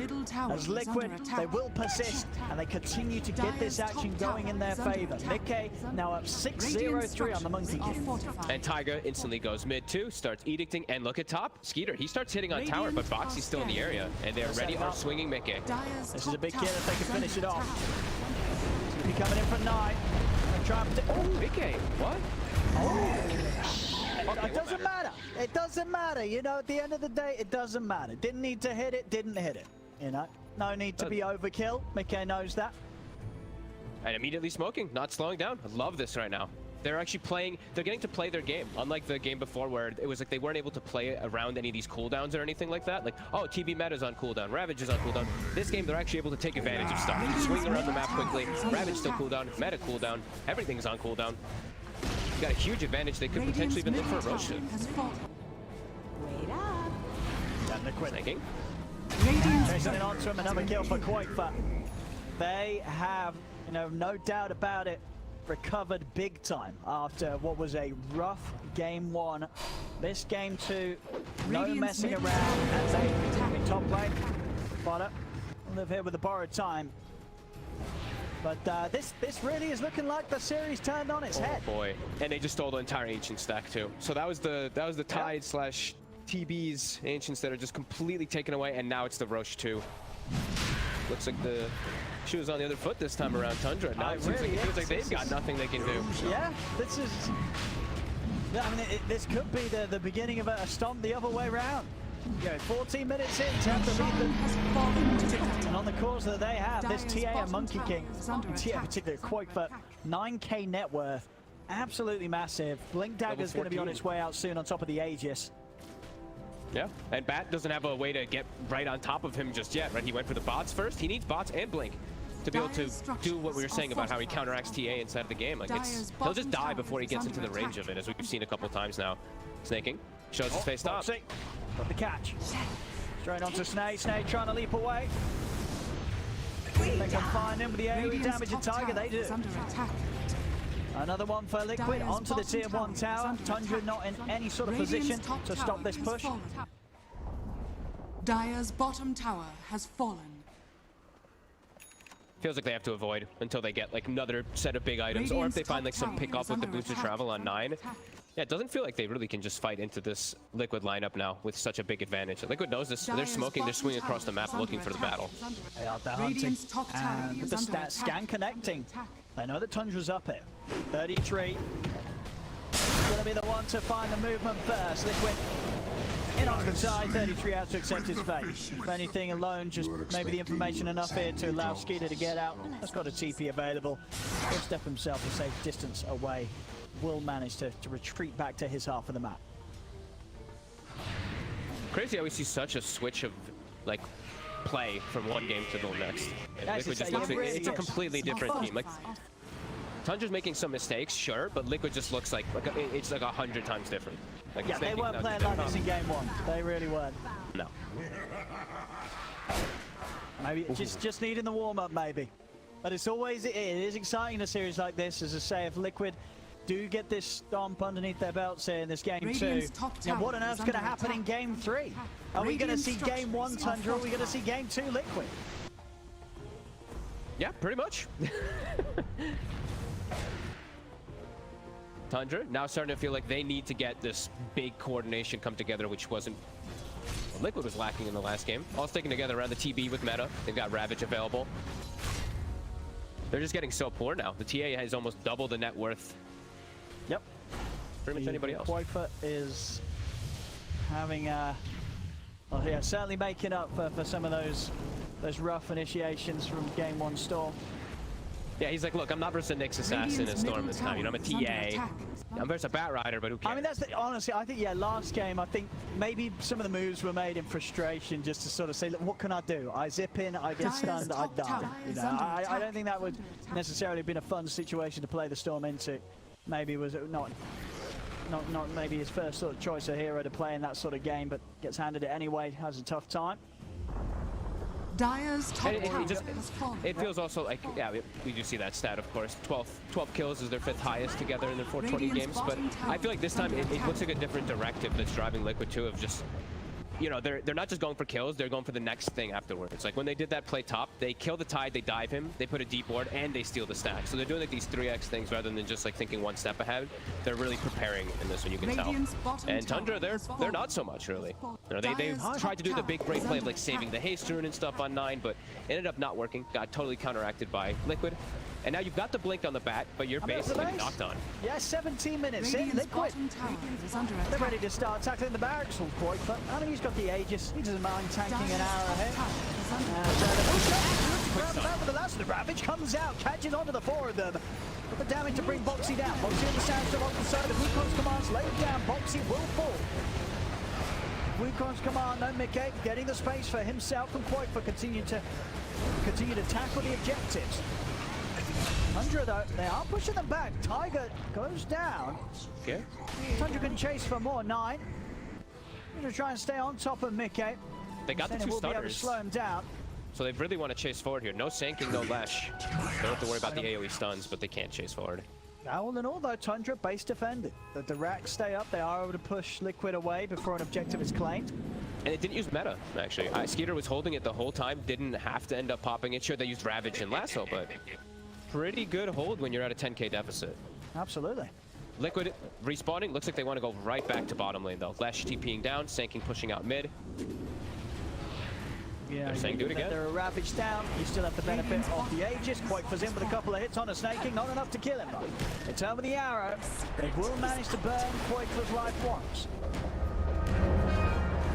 That's an Ags, gosh. Okay, Tide's got an Ags. Haste. I guess this quick timing is going to help out with the deep push. Is he going to help out enough? Boxy's in with a stun on Safari. This time round, Liquid, they will have the space to get the racks. 19 minutes in, the first set of barracks taken away by Liquid.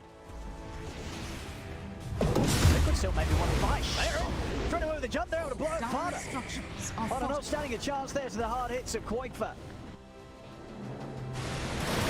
I think Tundra accepted the fact that Rax was going to go down, right? They just had Skeeter farming top the whole time. They didn't even call him back. They're like, all right, if Liquid makes the call to come down here, you just don't come. And Liquid did make that call, so Dire's Tundra. top tower is under attack. quite on the back foot here. Liquid still continue to have most of the control of the map. Almost a BKB done on the TA now too. Manta soon to be finished on Mickey. They're pretty rich. And now looking to claim this triangle area. Dire's top Deny this tower away from is Skeeter. under attack. For the A bit hunt. cautious to walk in though. I mean, with all the pressure and the lead that is building up in favor of Liquid, Skeeter is doing a good job in toe to toe with the farm of Mickey. You see the iron progression. He's still making good strides into it. He's not falling off. So despite the lead that Liquid have, if there is that sort of that misplay, that overextension on the high ground against heroes, against spells really like the Ravage, the Lasso into the damage output of TB standing in his place with the Metamorphosis. Tundra, they do have strong abilities to be able to turn around a misplay from Liquid. So Liquid, despite the early lead that they've built up and the early racks that they've claimed, they do still have to remain on top of their game here against Tundra. They absolutely do. And they got to watch out for how much damage will kick out from the TB. Because sure, the TB may not be the most farmed in comparison to TA, but he has an Axe Gush, which is never, you can't really ever write that off. That extra minus armor that comes out from a TB just wailing on you. This could really work out to be a big brain early purchase for 33. Yeah, we'll see. Dire's top tower is under Liquid's attack. it's relentless. They're showing no mercy, and I see did Taiga purchase the shard? He didn't. Okay, he bought a 4-step, but they're ready for the push. Radiant's middle I mean, tower they is know falling. they're still at this moment in Dire's time top tower is under attack. hitting quite a peak in their strength. Now we dive in. Up to 9-9. He's gone. Got him. The stun's landed. 9's out of the game here. Does have buyback Radiant available. structures Still 20 are seconds without the tide as well. Did Fada not have borrowed time there? Just borrow time to stun and then shield him off? I think you hesitated for a second. Now he's dead too. He is. The speed that the heroes are dying, though, you're not getting much time to Radiant's react middle at all. tower has One fallen. stun and literally 2 hits from Radiant's middle Quakefa, and you barracks are are under gone. The attack. damage output, of course, of this TA this early on, incredibly potent. Push coming in. They're going to have creeps joining them in a second, so the backdoor protection to disappear. Tundra Dire's will have the top full tower line of is backup under for the attack. defense. We're already going to see our back they on the found Skeeter. baton. They've managed to get in onto him. Skeeter, has he got any way out of this? He doesn't. Oh, Stun boy. controls there from Tiger and Boxy. The magical damage as well. They bring down Skeeter. That's a pretty big GG kill right there. That's 40 seconds without him where he's not going to be Dire's farming on the top map. So he tower needs is under every attack. little moment in the game to be able to 1v5.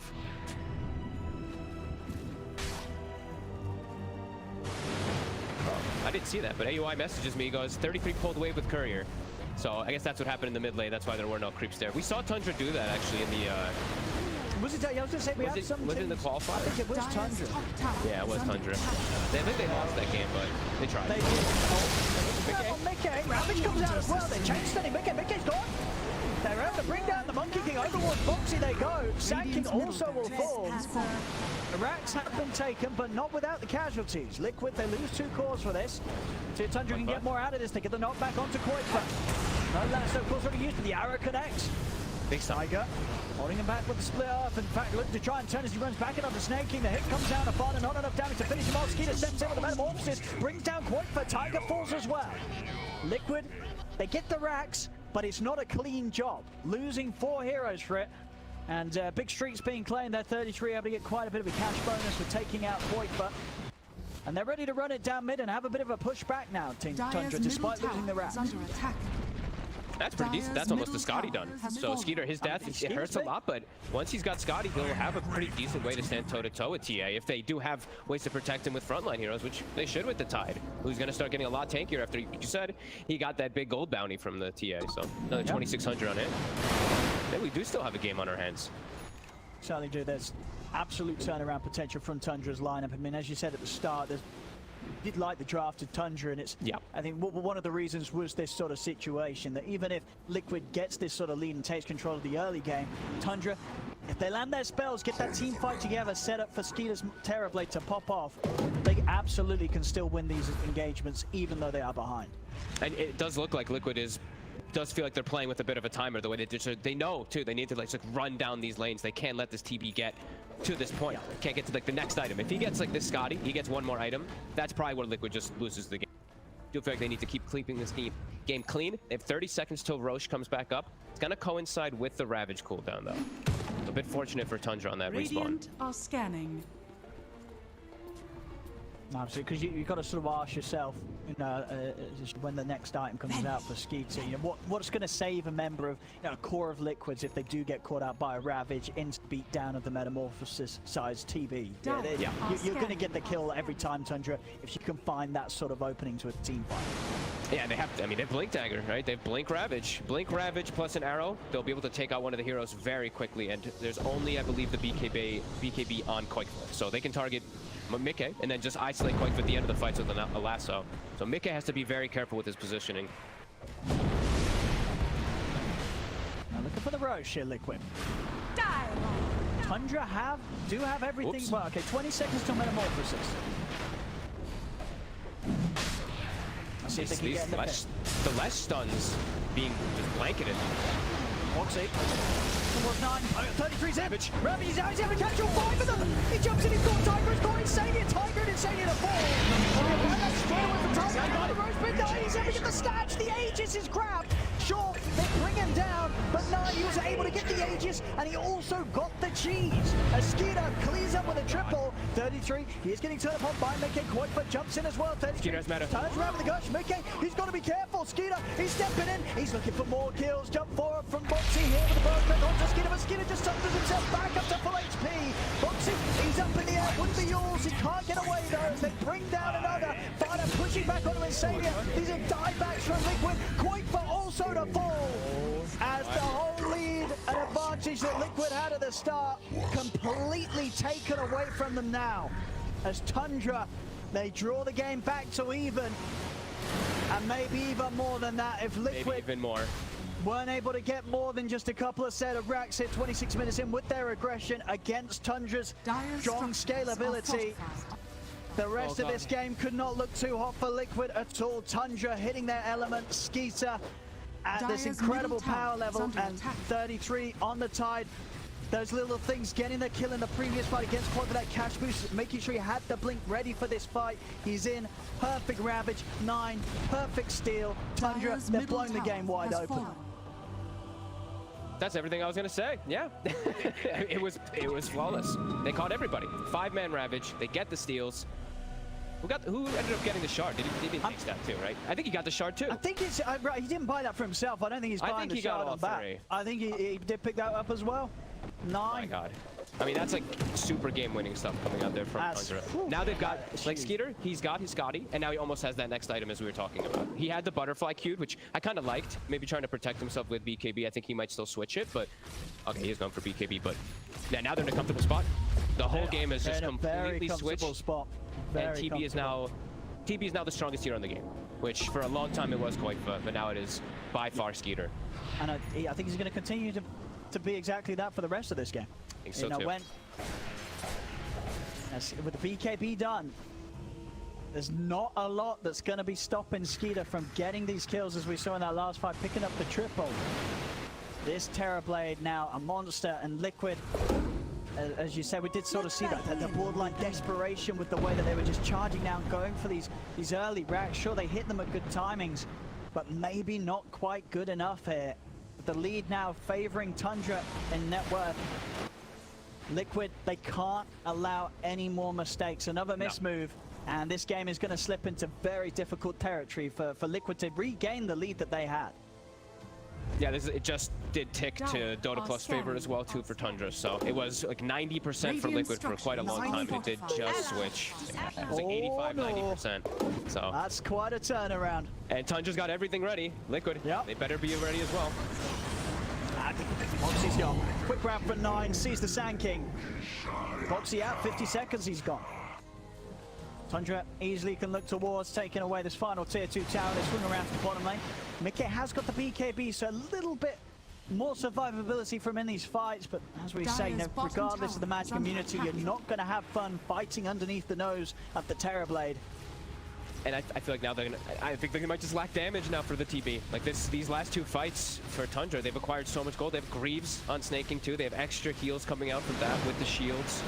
So Skeeter, he's gotten infinitely stronger really since the last few times they battled him. A Titan Sliver as well.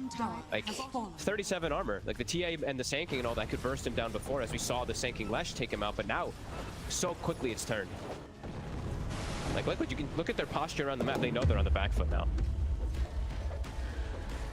Absolutely. I mean, we saw from them a clear strategy when it came to using this draft from ahead. We've got to see what they can do when they're now playing from behind with these heroes. Mickey? Okay. Dyer's moved Fada still has the borrow time available. Now with the borrow strike. Fada able to step off with the ult. Has the backup of Tundra by him, so Liquid Dyer's visible. not really try and chase this down anymore. 33 does have the Ravage. Good to go. Mickey's got to put the BKB. Top of the balance strike onto Fada. Another 4-star as Fada gets himself that's the away BKB from though. Mickey.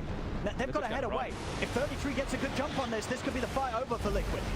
And with the guys looking at Boxy with the Yules and the blink out, will manage to get away. Skidder still stepping in. Mickey watching from the tree line. Time with the idea of dropping the Wukong's command. Boxy is getting beaten down by the illusions of Skidder. That's Boxy gone. Now a man down, Liquid. This is not a team fight that they want to get involved in anymore. As Liquid, they'll have to run. Insane trying to break himself away from them, but Skidder's in. The stun control's there for Snaking with the arrow. 2 more kills for Tundra. Instantly Moonlight Shadow, swing across the map, 30 seconds to find another kill. Lanes are in a good spot. TB sends an illusion toward top. Mickey, he has no BKB. Nine's already on top of him. Fada heading straight over. Able to catch in mid-spring attempt up to the tree line. What more have they got? He's going for the TP out, trying to spread him far enough away to stop any sort of cancel coming in for the rest of Tundra, and it will work. They get the 2 of them out of there.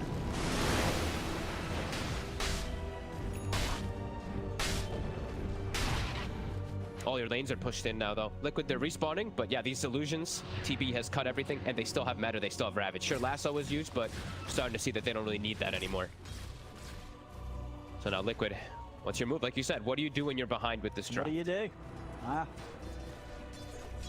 They're getting close to the data list on Quakefoot, but they have to find like ways to get back into the fights. Like they just can't get through this front line. This TB, this tide. Really jumping on Fada, but again, you're committing onto the abandon. He's got borrowed time. Fada's fine and out to the low ground. Okay. Try and chase a little bit tentatively. Does have BKB ready to pop if a turn comes into play, but won't require. Tundra step out to the side. He started to get back in. Or they're gonna have an arcane ready for the next fight as well. Nine's gonna grab it. Gonna have that, yeah. Like almost Butterfly done now on Skeeter. So they're going to be a full item behind now on both of these cores. They're not going to be able to deal with him. That's what we were mentioning, how when he gets that next item versus this lineup, like this is why TB is the king of the scaling in this game. Even though Liquid had such a good early game, Skeeter, he's hit his stride. 8-2-8. Dyer's top tower is under It looks scary for a moment for him, but yeah. Now in Tundra showing some incredible strength in this series, coming out game 1 with a complete stomp from the start. And as you said, and we saw there on the probability of this one, turning around a game that Liquid had such a solid beginning with, but it slips away. Tundra hit back so hard with that fantastic play and coordination around the Roche pit that Tundra absolutely, even if it's just a 3k lead, it feels like much more than that. Tundra, they are the ones with the huge advantage right now because of the position their heroes are in. And I think it's a testament of itself when yesterday we saw the same thing from Tundra. They were behind significantly in a game, and they knew how to play from behind. I think that shows me, for me, a team that's actually better. It's a team that knows how to play behind with the draft rather than a team that plays from ahead. And Tundra's shown this several times, so yeah, very impressive so far, and yeah, looking really good for them in these next few moments, unless Liquid lands some huge connection. Yeah, 15 of the 251 games so far in TI-10 calls had an 11,000 plus K. 11,000. Not a lot at all, and Tundra looking to pad that stat up a little bit, you know, with this sort of showing.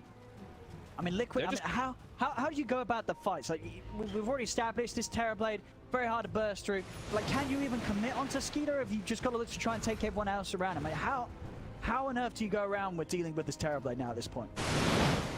You have to kill everybody but him. You have to isolate him completely, and it's extremely difficult. They're not fragile at all, and the ones that you run into every time, it's a Tidehunter and a Batten. So they just soak your abilities, and they don't care. Roche is back up.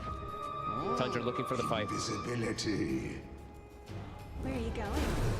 Skeeter just heading in first. He's got the squad smoked up behind him. Keeps charging in, and they're able to get the ground. They've got the lasso down, 33's over the ground. Mickey never get it right, catch them all. They don't get the BKB off in time on Mickey.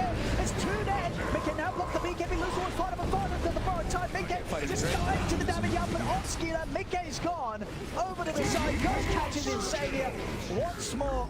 33 finding the perfect ravages here that just Liquid, they're not ready. They're not ready for them whatsoever. Tundra straight up to the high ground. No buyback on qualifier for a minute.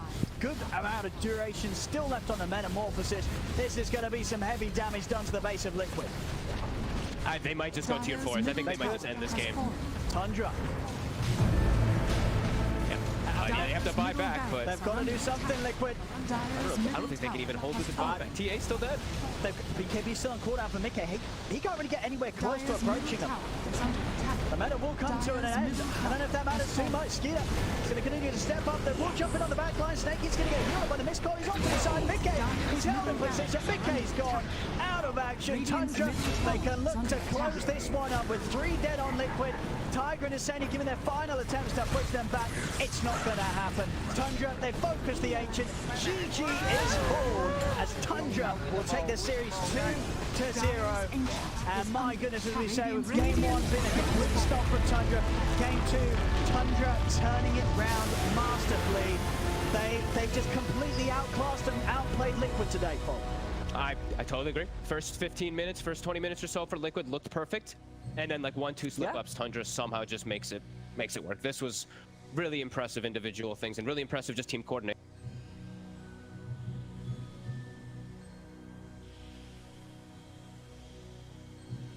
I think, like I said during the game before, I think it's a huge testament when you're a team that's able to come back multiple times in a qualifier like this with such a big deficit and Liquid really snowballing and identifying their win condition. Tundra, they did too, and they out-executed. That was sick. Oh, absolutely, yeah. If Tundra can keep up, producing this level of performance, it's going to be very exciting to watch their continuation up here on the top half of the qualifiers. You know, we'll see who's going to end up going against them in the next round, but regardless of who it is, they're definitely going to have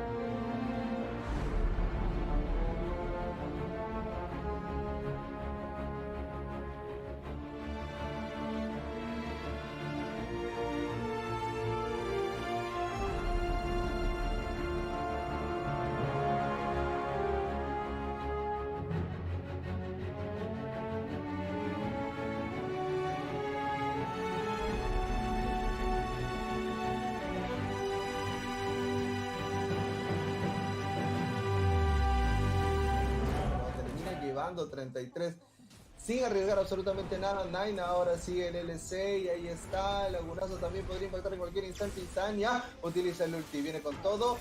Ojo, quieren ir.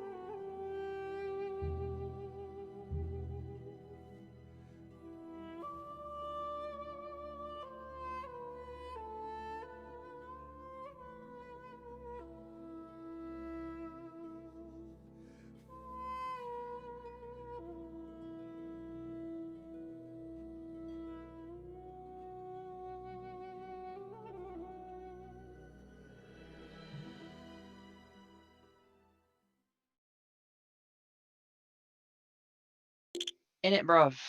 In it, bruv.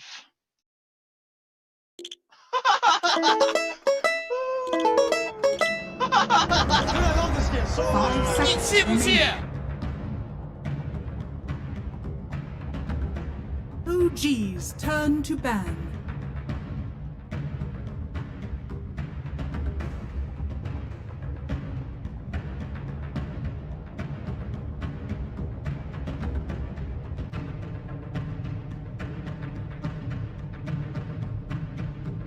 Radiant team ban.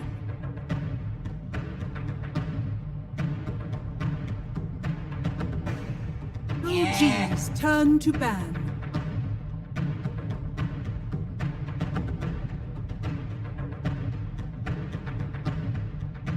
Radiant team ban.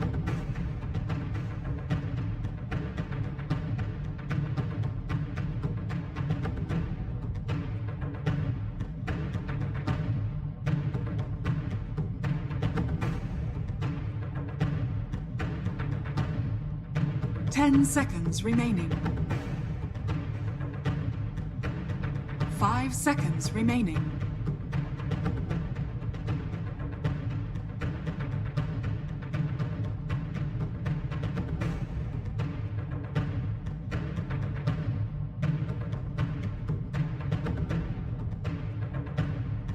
OG's turn to pick.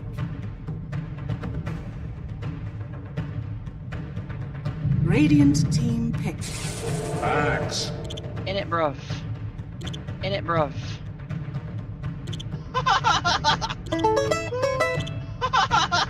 It's blockbuster time! We have got ourselves OG versus Team Nigma, and it's going to be best of 3 to decide who goes to the upper bracket finals to face Tundra there and gets a guaranteed top 3, which doesn't matter. Only the first place matters, but it's nice. You get a step closer. Loser does jump to the lower bracket. I'm here with PPD. I'm here with Trent, and Peter. I want to put something before you, because for this series, for a long time, it has been Team Nigma, OG, and Team Secret at the top of Western Europe. And am I right in saying that generally, in the past, there has been a little bit of a triangle where Team Secret would beat OG, OG beats Nigma, and Nigma beats Secret? Fair. I feel like Nigma is more of a LAN team than like an online tournament team. And they do all these like crazy lower bracket runs, but I guess I'm not too familiar with like the triangle. 10 seconds remaining. But I guess I don't know. I guess OG does have 5 seconds. Were you just saying OG has Nigma's number, or what were you saying? Yes, they do. Yeah, basically that is generally the case. OG has got a great record against Team Nigma, of course, especially in 2020. Team Nigma wasn't playing with their full roster, but then again, neither was OG. So overall, OG does have their number. We saw that in the TI Night finals.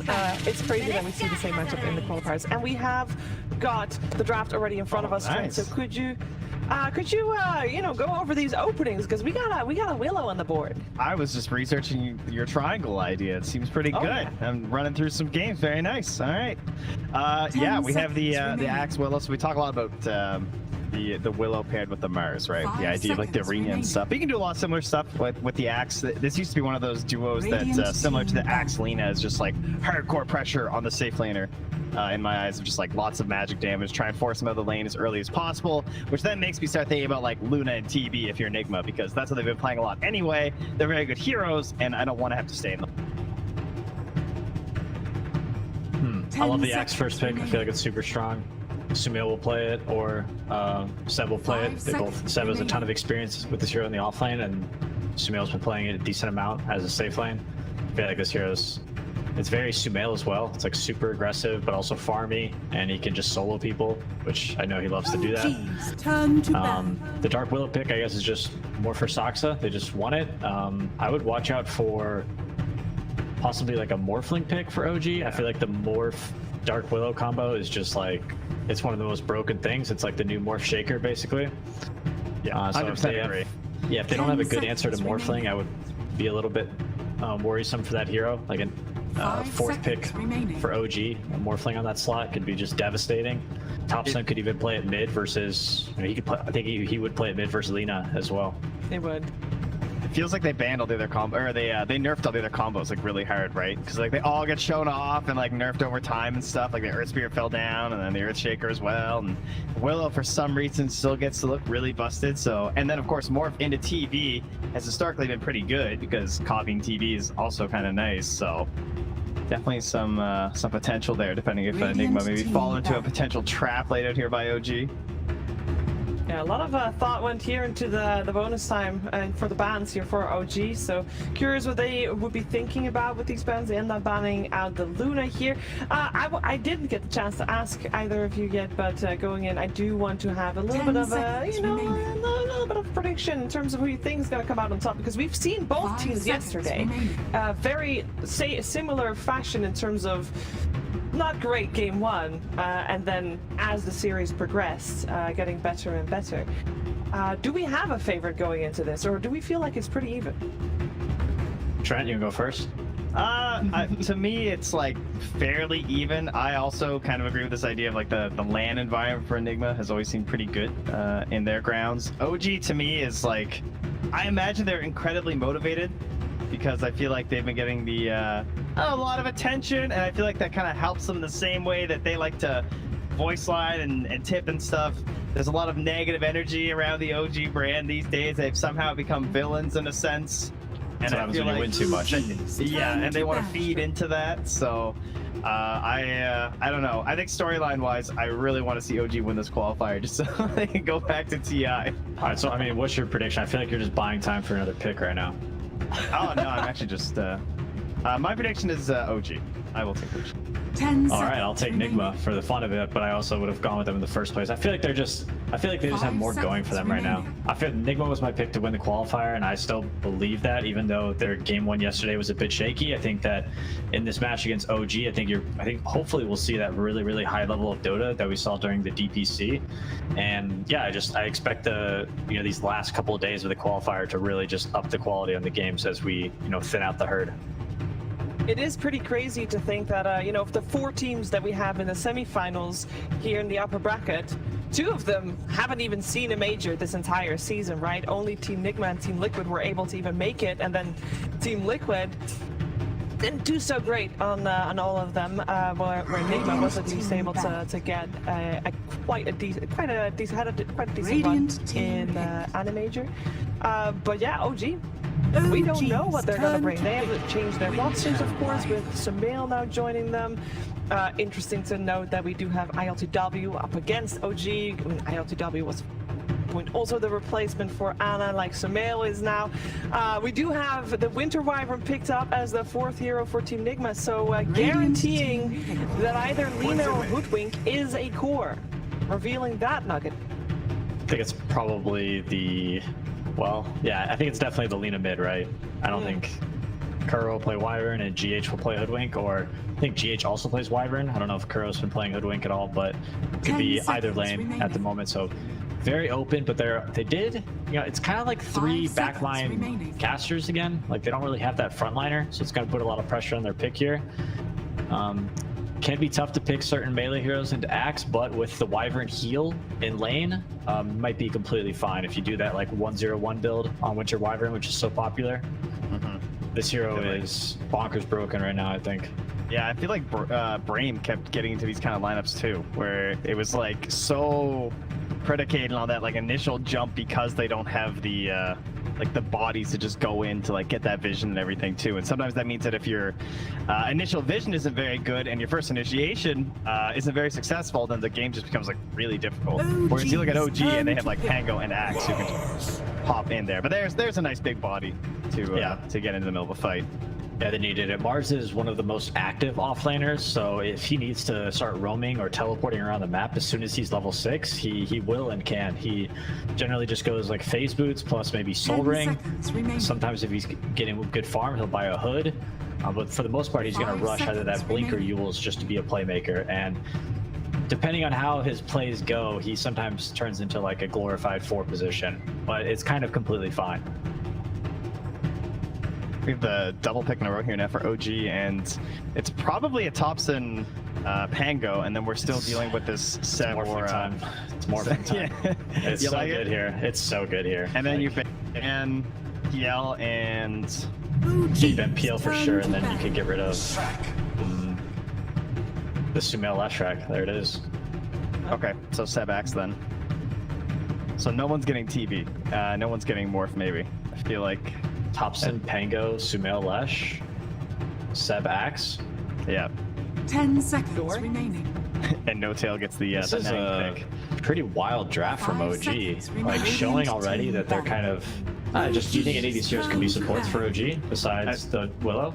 They could 5 the Willow and 4 the Pango theoretically, but 4 Pango with 3 Axe sounds kind of meh. And then 4 Leshrac I'm also not that into. I guess you could 5 the Lesh. Yeah, I'm trying to run a bunch of saw- scenarios, but it's crazy right now. We saw Tiger to the 4 seconds Lesh. It remaining. almost worked. It's not bad. I think it It's can not work for bad. sure. It's really good when you have like a dominant offlaner like Axe or Timber or Broodmother, because they just kind of tank the tower and you just kill it with, you know, level 2 Edict or whatever you got it at. There's also still AA in the pool right now, which For I who? think would kind of help OG. ENG as well can work, but AA wants to be active. You know, his ultimate cooldown is not that long. They could also like Undying maybe, because it's a Mars lane. This is all assuming we're going for a 5 here. 10 Yeah, I have seconds no was idea what expecting he's a picking. 5. Chen! That's Chen. Oh my god! Unpicked hero so Alright, far. I that's the believe worst unpicked hero of in Dota, all the man. qualifiers. The worst hero in Dota right now. Alright, what about I'm going Nigma. Yeah, Going Nigma on this unpicked game. overall. What are the benefits? What does he 10 do? seconds His remaining. creeps suck now. If he gets a 5 creep, a good seconds 4 player remaining. will just block the small camp. He Do they have any of the cheeky combos with like the penitents? I don't see anything. I mean, with Pango, does that do something with like the attacks? I'm gonna be watching this game closely. I'm curious. Yes, very. This is gonna be some new tech. They might. Maybe There they better say be some new tech, yeah. I mean, picking Chen is the new tech. You may now select your hero. It's a good name. A Lifestealer can infest the Chen creep, right? It's really good against Take it Axe over? as well, because you just kind of lifesteal when he calls you. And yeah, you can Well- infest. You can. Well, the thing about lifesteal, it's not necessarily about killing the Chen creeps. It's about having an escape at all times. So you could be in like the middle of team fight, and you're like, oh look, a Chen creep. I'll just get full HP from this. Alright, we need one of these big Hand of God plays. We talk about the Hoodwink gives you like the blow up, right? Like Hoodwink and Lena though. I don't know if Hand of God is gonna get any big saves. I'm excited. This Chen is just a storyline for me. Like it's gonna be so fun. I hope it succeeds. I really do. Bring him back. Well, back Chen. But That's gonna be I will predict Nigma. You though. go for it. You will predict Nigma. Okay. Don't believe in the Chen until you've seen it, Trent. No, of course not. That would be ridiculous. That'd be foolish. I'm not a fool. Okay, well, let's see how this Chen is going to play out for OG, and if Team Nigma is indeed going to walk away with that first game, this best of 3. But perhaps OG's lineup will surprise us. I know it will be an exciting match regardless, though, especially with our commentary team of Lyrical and AUI. Thank you so much, Sheever. And yes, Owie, the draft was already looking weird, and then we get into this, and it's a Chen pick. I saw you typed into Discord 3 letters, and it was not POG. There's a couple other ones. What do you think about this Chen pick? What's going on here? What's the play? So, I think Nigma picked once at the major, I believe, and they won that game, but Chen did nothing. Absolutely nothing. Like, I think this hero's unplayable. I'm a Chen spammer myself, and personally, I think this is like the worst state this hero has been in a long time. But there's no way OG picked Chen without scrimming it and like understanding the hero. So I'm excited to see what they bring out here, because I don't know, they just have such a different idea about Dota than every other team in the qualifiers, it seems.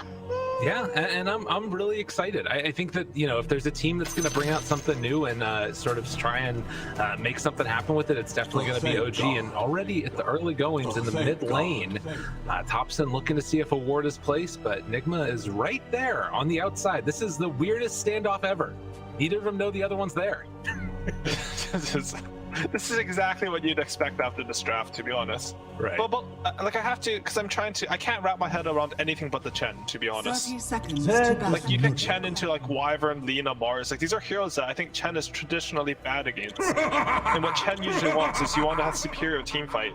So when you go to a tower, you can force them into your team fight. And you know, he's a good team fighter, hand of god, early mech, etc. And he has creeps to push towers, but I don't think they have that this game.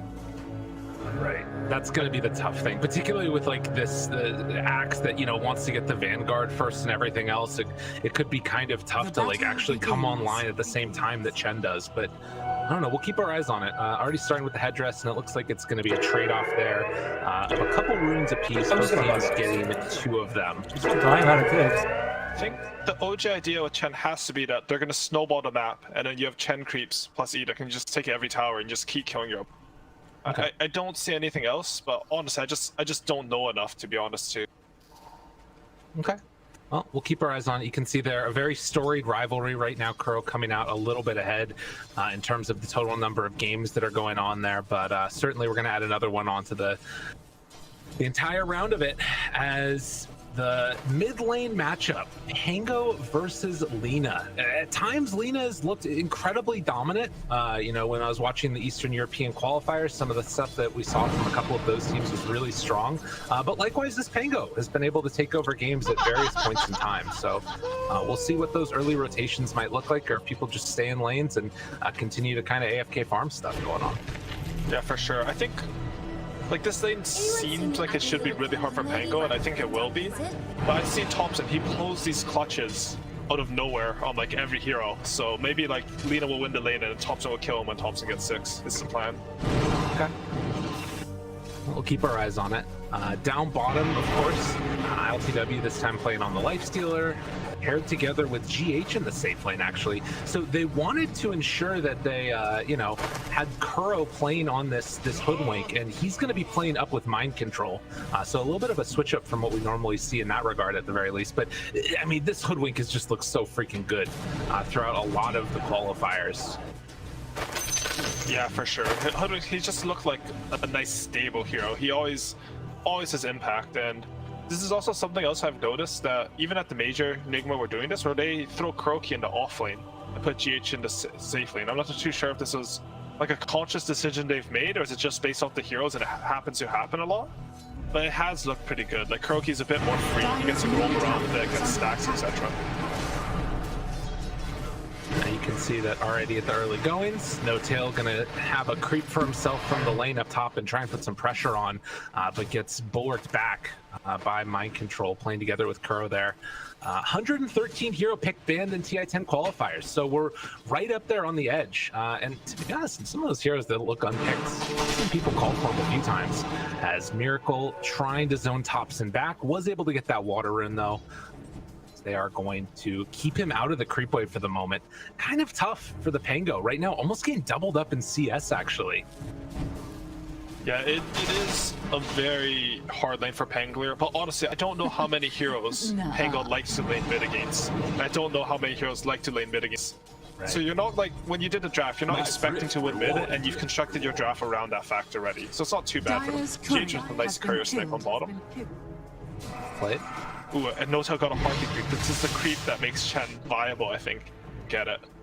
He actually snatched it from the mid small camp, which is really cool.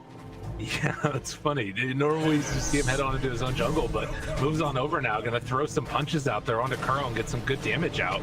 Afterwards, Mind Control able to sidestep and a bushwhack afterwards, throwing out the extra bits of damage that they can. At least in the early goings, it doesn't look like anybody's getting completely demolished in the laning stage. Axe a little bit ahead of the Lifestealer, obviously, down bottom.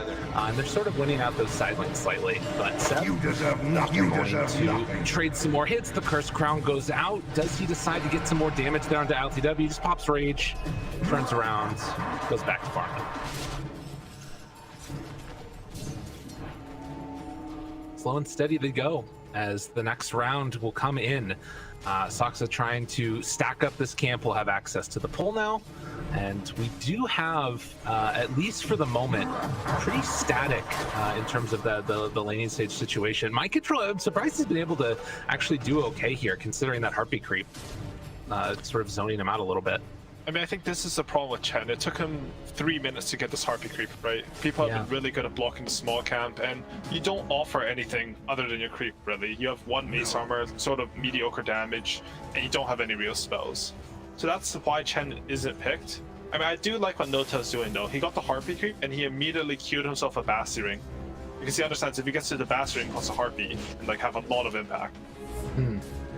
He's also pulling this hard camp and using his creep to zone, which is very cool to see. Yeah, draws that other aggro so they can't do the same pull at the exact same time. So definitely cool, that one. And also getting a stack off at the same time, so some good micro there. And meanwhile, down bottom, able to get the kill on the lifestealer. Thompson does go down mid. So that's what you're talking about, the strength miracle hitting that level 6 before the Pango roll came out. Yeah, honestly, I can't believe they killed Lifestealer with an Axe Willow, and they're also got Sniper Free Courier here with GH's boots on it. Now they must be playing bottom just very well, because I think PPD mentioned, and this is most people's read on the matchup, but Lifestealer should be solid in lane versus Axe, especially if you go for an item like Abrasive. Right. Yeah, absolutely. So LTW gained a little bit of the better end of the stick there from Seb as he punches him down, and now going to start going for the creep cutting. And GH, like, I mean, this guy can't really do much to stop this at the moment, it feels like. You mentioned the boots getting sniped. Seb's just going to pull this over to the hard camp afterwards. OG looking good there. Seb's really feeling himself on this bottom lane. I think he's top net worth already, but he's going to just be beasting out this game. You deserve nothing. You deserve nothing. Try and take some of those creeps as well as up top, mind control. Gonna get pulled back in. Some body blocks coming in from No Tail. They tried to get on top of him, but they weren't quite able to. And in fact, it's Sumail that takes a couple of punches back from Curl on that hoodwink. And mind control still standing there with the Mind Stealer. And is going to be able to at least draw the aggro for a second of that small camp. So these lanes kind of breaking down in weird situations. We also saw GH get forced back there. Miracle farmed up the hard camp himself, spamming out the wave and then running back to it. So by and large, a slight lead in the early going for OG is thinking about it. Thompson does have that 6, but didn't connect with the swashbuckle, and that will cause the retreat away. And in fact, more punches along the way as well. Thompson thinking about going with Glare done! Dude, Miracle is feeling himself today. He's beasting it. And that was basically an OG rotation. They had the Willow camp behind Lina for the Pango 6. And they ganked Miracle, but Miracle killed them instead. And I mean, he's full HP, he didn't really lose any real resources to it. Yeah, it's mid lane. I mean, I think most people would say it's very Lina favored, but we're used to seeing Thompson like sort of make magic, pull something out of nothing. I think specifically on Pangolier, he's made like a bunch of plays where, you know, he hits a creep, gets level 6, gets a sick turnaround. I think that one might have been versus Quinn. But this game, Miracles, he's just showing him what's up. He's double solo kill, even a kill in a 1v2. Yeah, that's gnarly. Granted, the other side lane's still going quite well. You can see that Lesh, as well as Axe, flirting with that top net worth spot, and definitely the Lifestealer is feeling a little bit behind. But at least at this early going, ILTW is going to have this lane solo to himself. We saw the Wyvern head on out, GH playing up more on the top side now. We'll see if they decide to go for any type of a play here. They do have 2 smokes, but it's kind of weird. And again, look at this Chen. Yeah, pulling the creeps around. So they want to make sure that they don't give up this tower for nothing. And No Tail's just kind of doing ring around the rosy and pulling the waves over to Thompson to farm. That's really cool. This is so cool by No Tail. I mean, this is one thing I thought about Chen, is that you just leave your creeps in the jungle and you stack with them. We saw him have a Harpy on the right side that stacked the hard camp towards Sumail, and he pulls away with his other creep. And Chen's one of the only supports who can do this. I mean, we saw No Tail doing this, I think, TI8 a lot. And yeah, it looks like it's still effective here. Double damage.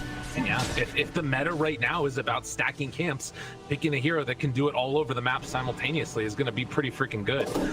So that'll be something to watch for sure, if they can clear those through, if they have the heroes to contest it. But yeah, they're doing a triple stack right now, and it comes through.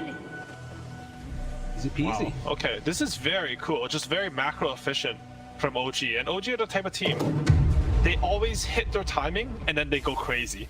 Look at their Ancients right now. They have this huge stack, the Ancients and the Triangle hard camp. I think they're going to give Seb already has Vanguard Blink. I was going to say they're going to give it to Seb for his Blink Dagger, but it's 9 minutes in and he basically has a gold for it somehow. What the hell? Oh my god. They have so much farm. That's crazy.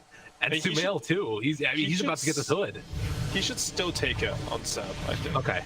No one else really kills Ancients efficiently, and at OG, it's not like they've really made any real moves. Their mid got solo killed twice, but they're up 2k gold, probably 3k after this Ancient and Hardcap stack, and they're looking pretty solid. I mean, this is the type of thing too that like it's very easy to just like not realize that that's happening, right? Like with the speed at which you're doing it, just sending a couple of creeps off here and there, and then being able to clear it so fast with the Lesh, as well they're trying to go, but they're not going to be able to find anything there. Sumail is level 9. Like they're all of their cores are quite farmed. He's level 9, and he actually has 2 points in stats already. And I think their concept's really cool. Like, you're gonna have Chen heals. Noto's gonna have a mech in like 700 gold, not because he's killing anything, he just stacked a lot of camps and he's getting gold from that. Axe is gonna have his blink dagger timing, and I think it's gonna be gold soon. I really like his gold. Well, I mean, this is going to be the problem, right? Like, this rotation in from GH secures that kill. They get the Winner's Curse into the LSA, and Laguna Blade finished. Like, if there's somebody that's going to be able to hold off this tide of aggression, it's got to be Miracle, because he's the one having like the really good game. I mean, Miracle has 3 kills, 3 farm mid, and he's even to net worth with Leshrac and behind the Axe. Like, that's the insane part about this game. How often do you see your mid effectively get solo killed twice and a ganked a 3rd time? I mean, and you're ahead by 2-3k gold. I don't see that part as much. Yeah, like the first part happens in all my pubs, but the second part is what's impressive. And it's not like OG, they aren't panicking, right? They're reading the map. They understand we're getting a lot more network. Let's just wait for our timing. And here it is. Blink dagger on Axe, put on Sumail. Going mid, looking for the call. Catches onto GH. Miracle's over there. To the big LSA, but not going to find it. Now rotation coming in from Mars. Mind Control trying to take this fight, but it is an overwhelming amount of damage. Great, but look at the heal coming in from the Chen. Hannah God comes out. Mars Arena is now down. Roly-poly, back and forth. Thompson finds one. LTW staying right on top of Seb, but now running out. He has to jump inside of Mind Control with that Infest to try and buy it, but no, Seb jumps in. They still have the Infest afterwards. Gets inside of Mind Control. That keeps him alive. This was about as perfect as you could play it for Nigma, and they still lose the tower. But Lesh does go down. Can they find anything else? Looking for it. Oh, cancel Blink Dagger, and now the Winner's Curse. A chance for a turnaround. Miracle, he's got that LSA afterwards. Connects on the both. Finds the finish. Double kill for Miracle, so they hold off that aggression. And Curl gives No Tail the tip. I see what you were doing. That was a beast punish from Nigma in that fight. They're so patient. All their spells constantly kiting. They understood that. You know, they have Chen Leshrac. We're going to lose some tier 1s. What matters is that we get the kills after. Because OG lost the fight, now their mid tower's getting pressured. Miracle walks into a stray Bramble in the back away at the low respawn times. Everybody's back up and they can't punish with the tower of their own. So like you said, they get the kills, but Nigma not able to secure the towers. What a wild first 12 minutes this has been. Like, so many resources generated and they're still stacking all of these camps around the map. Yeah, for sure. And I guess, like, we had a sort of a healing meta Animager, right? There's a Winter Wyvern, the Phoenix, Holy Locket, these heroes. Chen has to be one of the best heroes in that still, regardless of how underwhelming I would say he is in pubs. That's putting it nicely. But yeah, I'm with you. And like, this is before mech too, right? Like, keeping all of that in mind. We saw that the Hand of God completely nullified Mars's damage on Leshrac. The only reason OG lost heroes there is because they were sort of diving, right? Like, Sumail died basically in range of the enemy tier 2. And then they were all out. They just chose to turn around because they wanted to get a bit more. Nigma baited them in with some really good play. You know, we got like GDQ stuff going on right now. It feels like that's what's going on with the farming as well. They catch this Lifestealer now.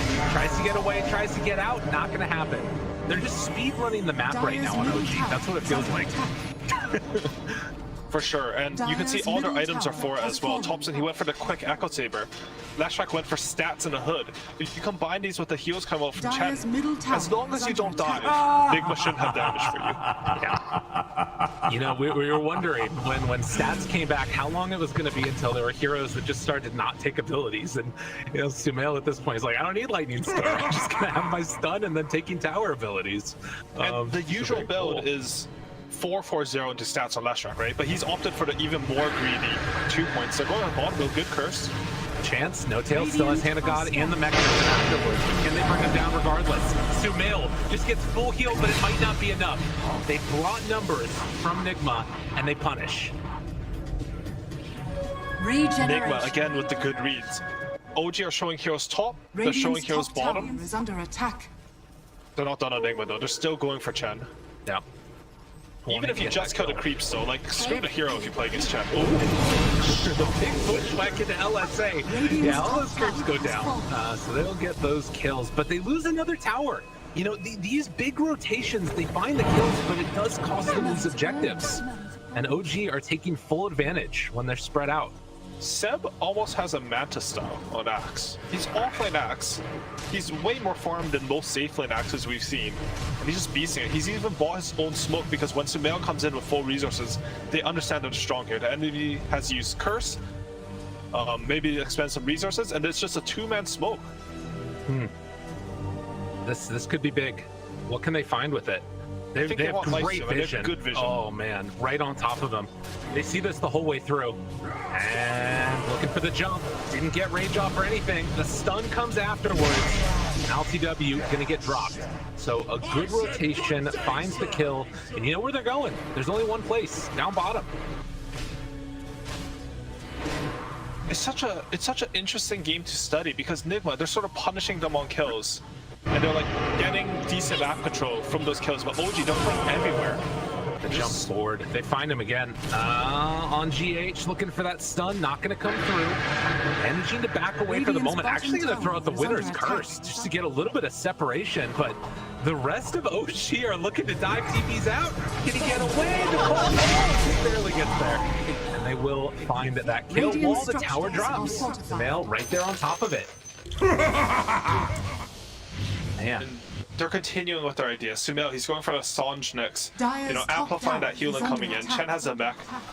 And, you know, Copson, he built Echo Saber Corrosion. This is his build, but you're really tanky when you do this build. The strength treads on. He has 1800 HP.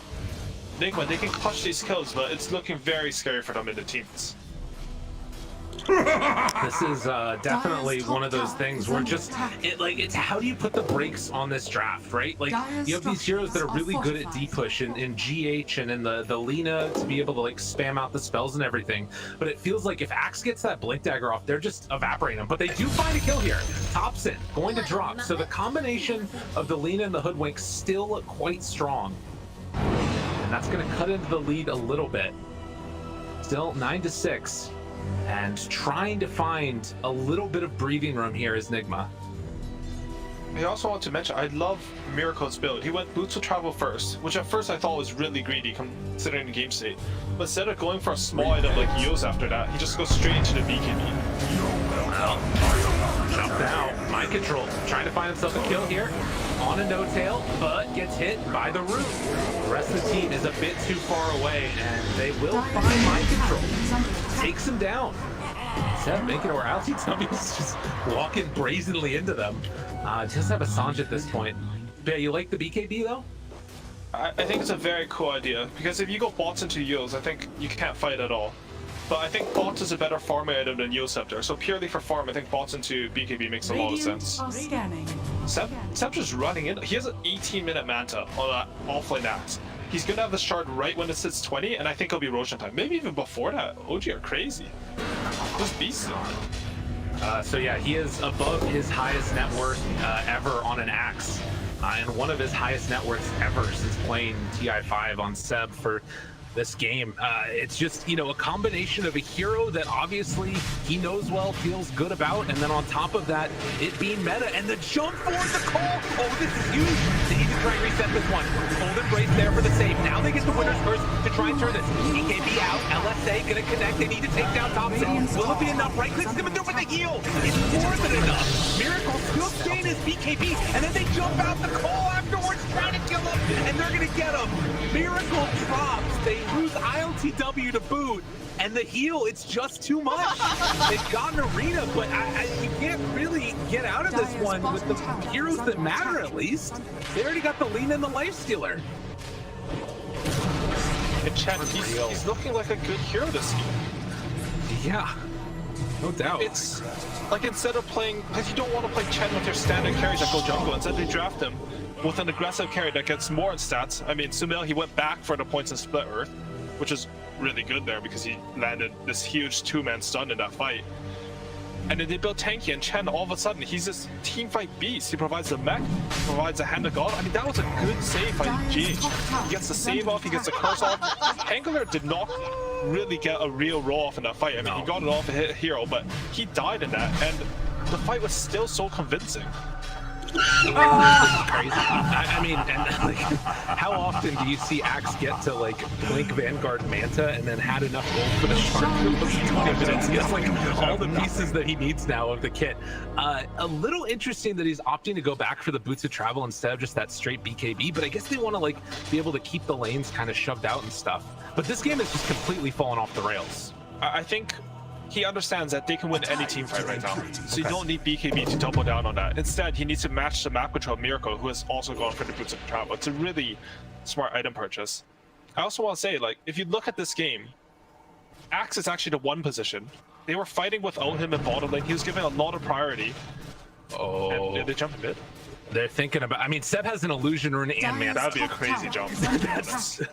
I mean, to be fair, he's got illusion man too. That's it's a Monka. Yeah, you might solo kill him through the Wyvern heal. Yeah, he's gonna try. There are a lot of illusions punching that guy, but is it enough? Winner's Curse to try and turn this around. They're still spinning, still doing that damage, but LTW gets it off.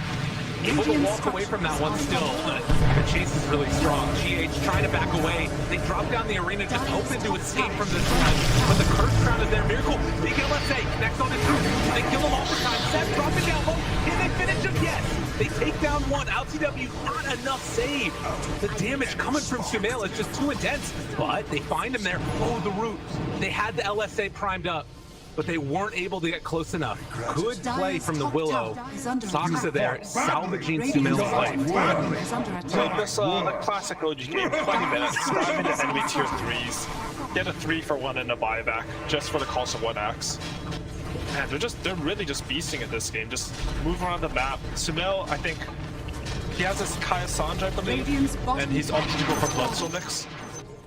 Man, they're really making Dota look more fluid than it usually is. You know, you usually have your traditional carry in your safe lane, all the farm goes to him. In this game, they're rotating around all their core heroes. Lashak's in the safe lane, but Axe is given farm priority. Lashak gets a timing, he's running at them. And then Axe, he gets Splinter, he's also running at them. They're just playing the Dota, I think, like you expect out of like OpenAI. Like that's what I think people learned from that time period in Dota. Yeah, well, it's working quite well, and you know, there's still an incredibly strong Lina in this game who's topping the net worth. LTW is behind. It's not like, you know, one huge item ahead, but he is definitely trying to get towards that Scotty now. Like, do you think that, like, with this MKB online, what's the avenue that Nigma have to try and get back into this game? Is it just holding out against the aggression?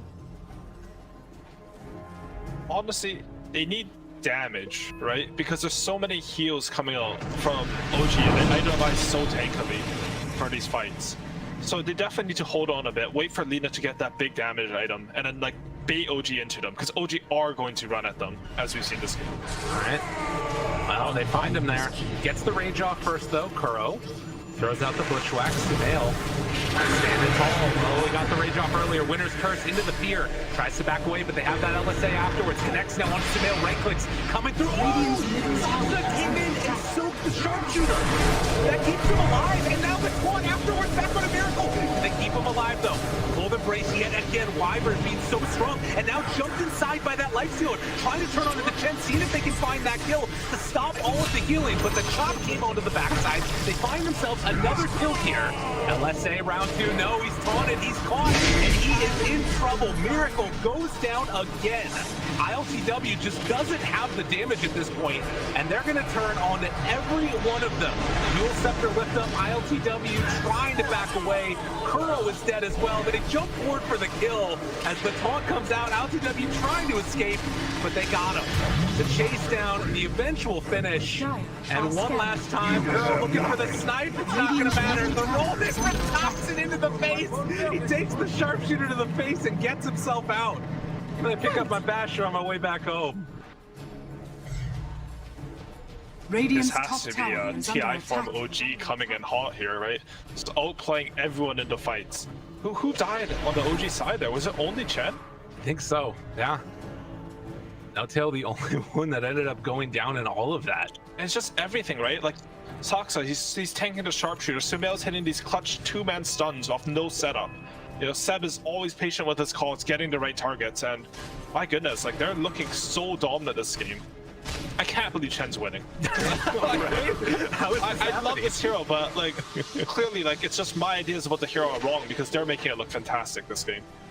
Every time I look in the jungle, there's like some extra stacks that are just being built up. But I guess that's just what sort of allowed them to get to that first initial point where, you know, things start to feel good. And now you're seeing like all these little auras get picked up, right?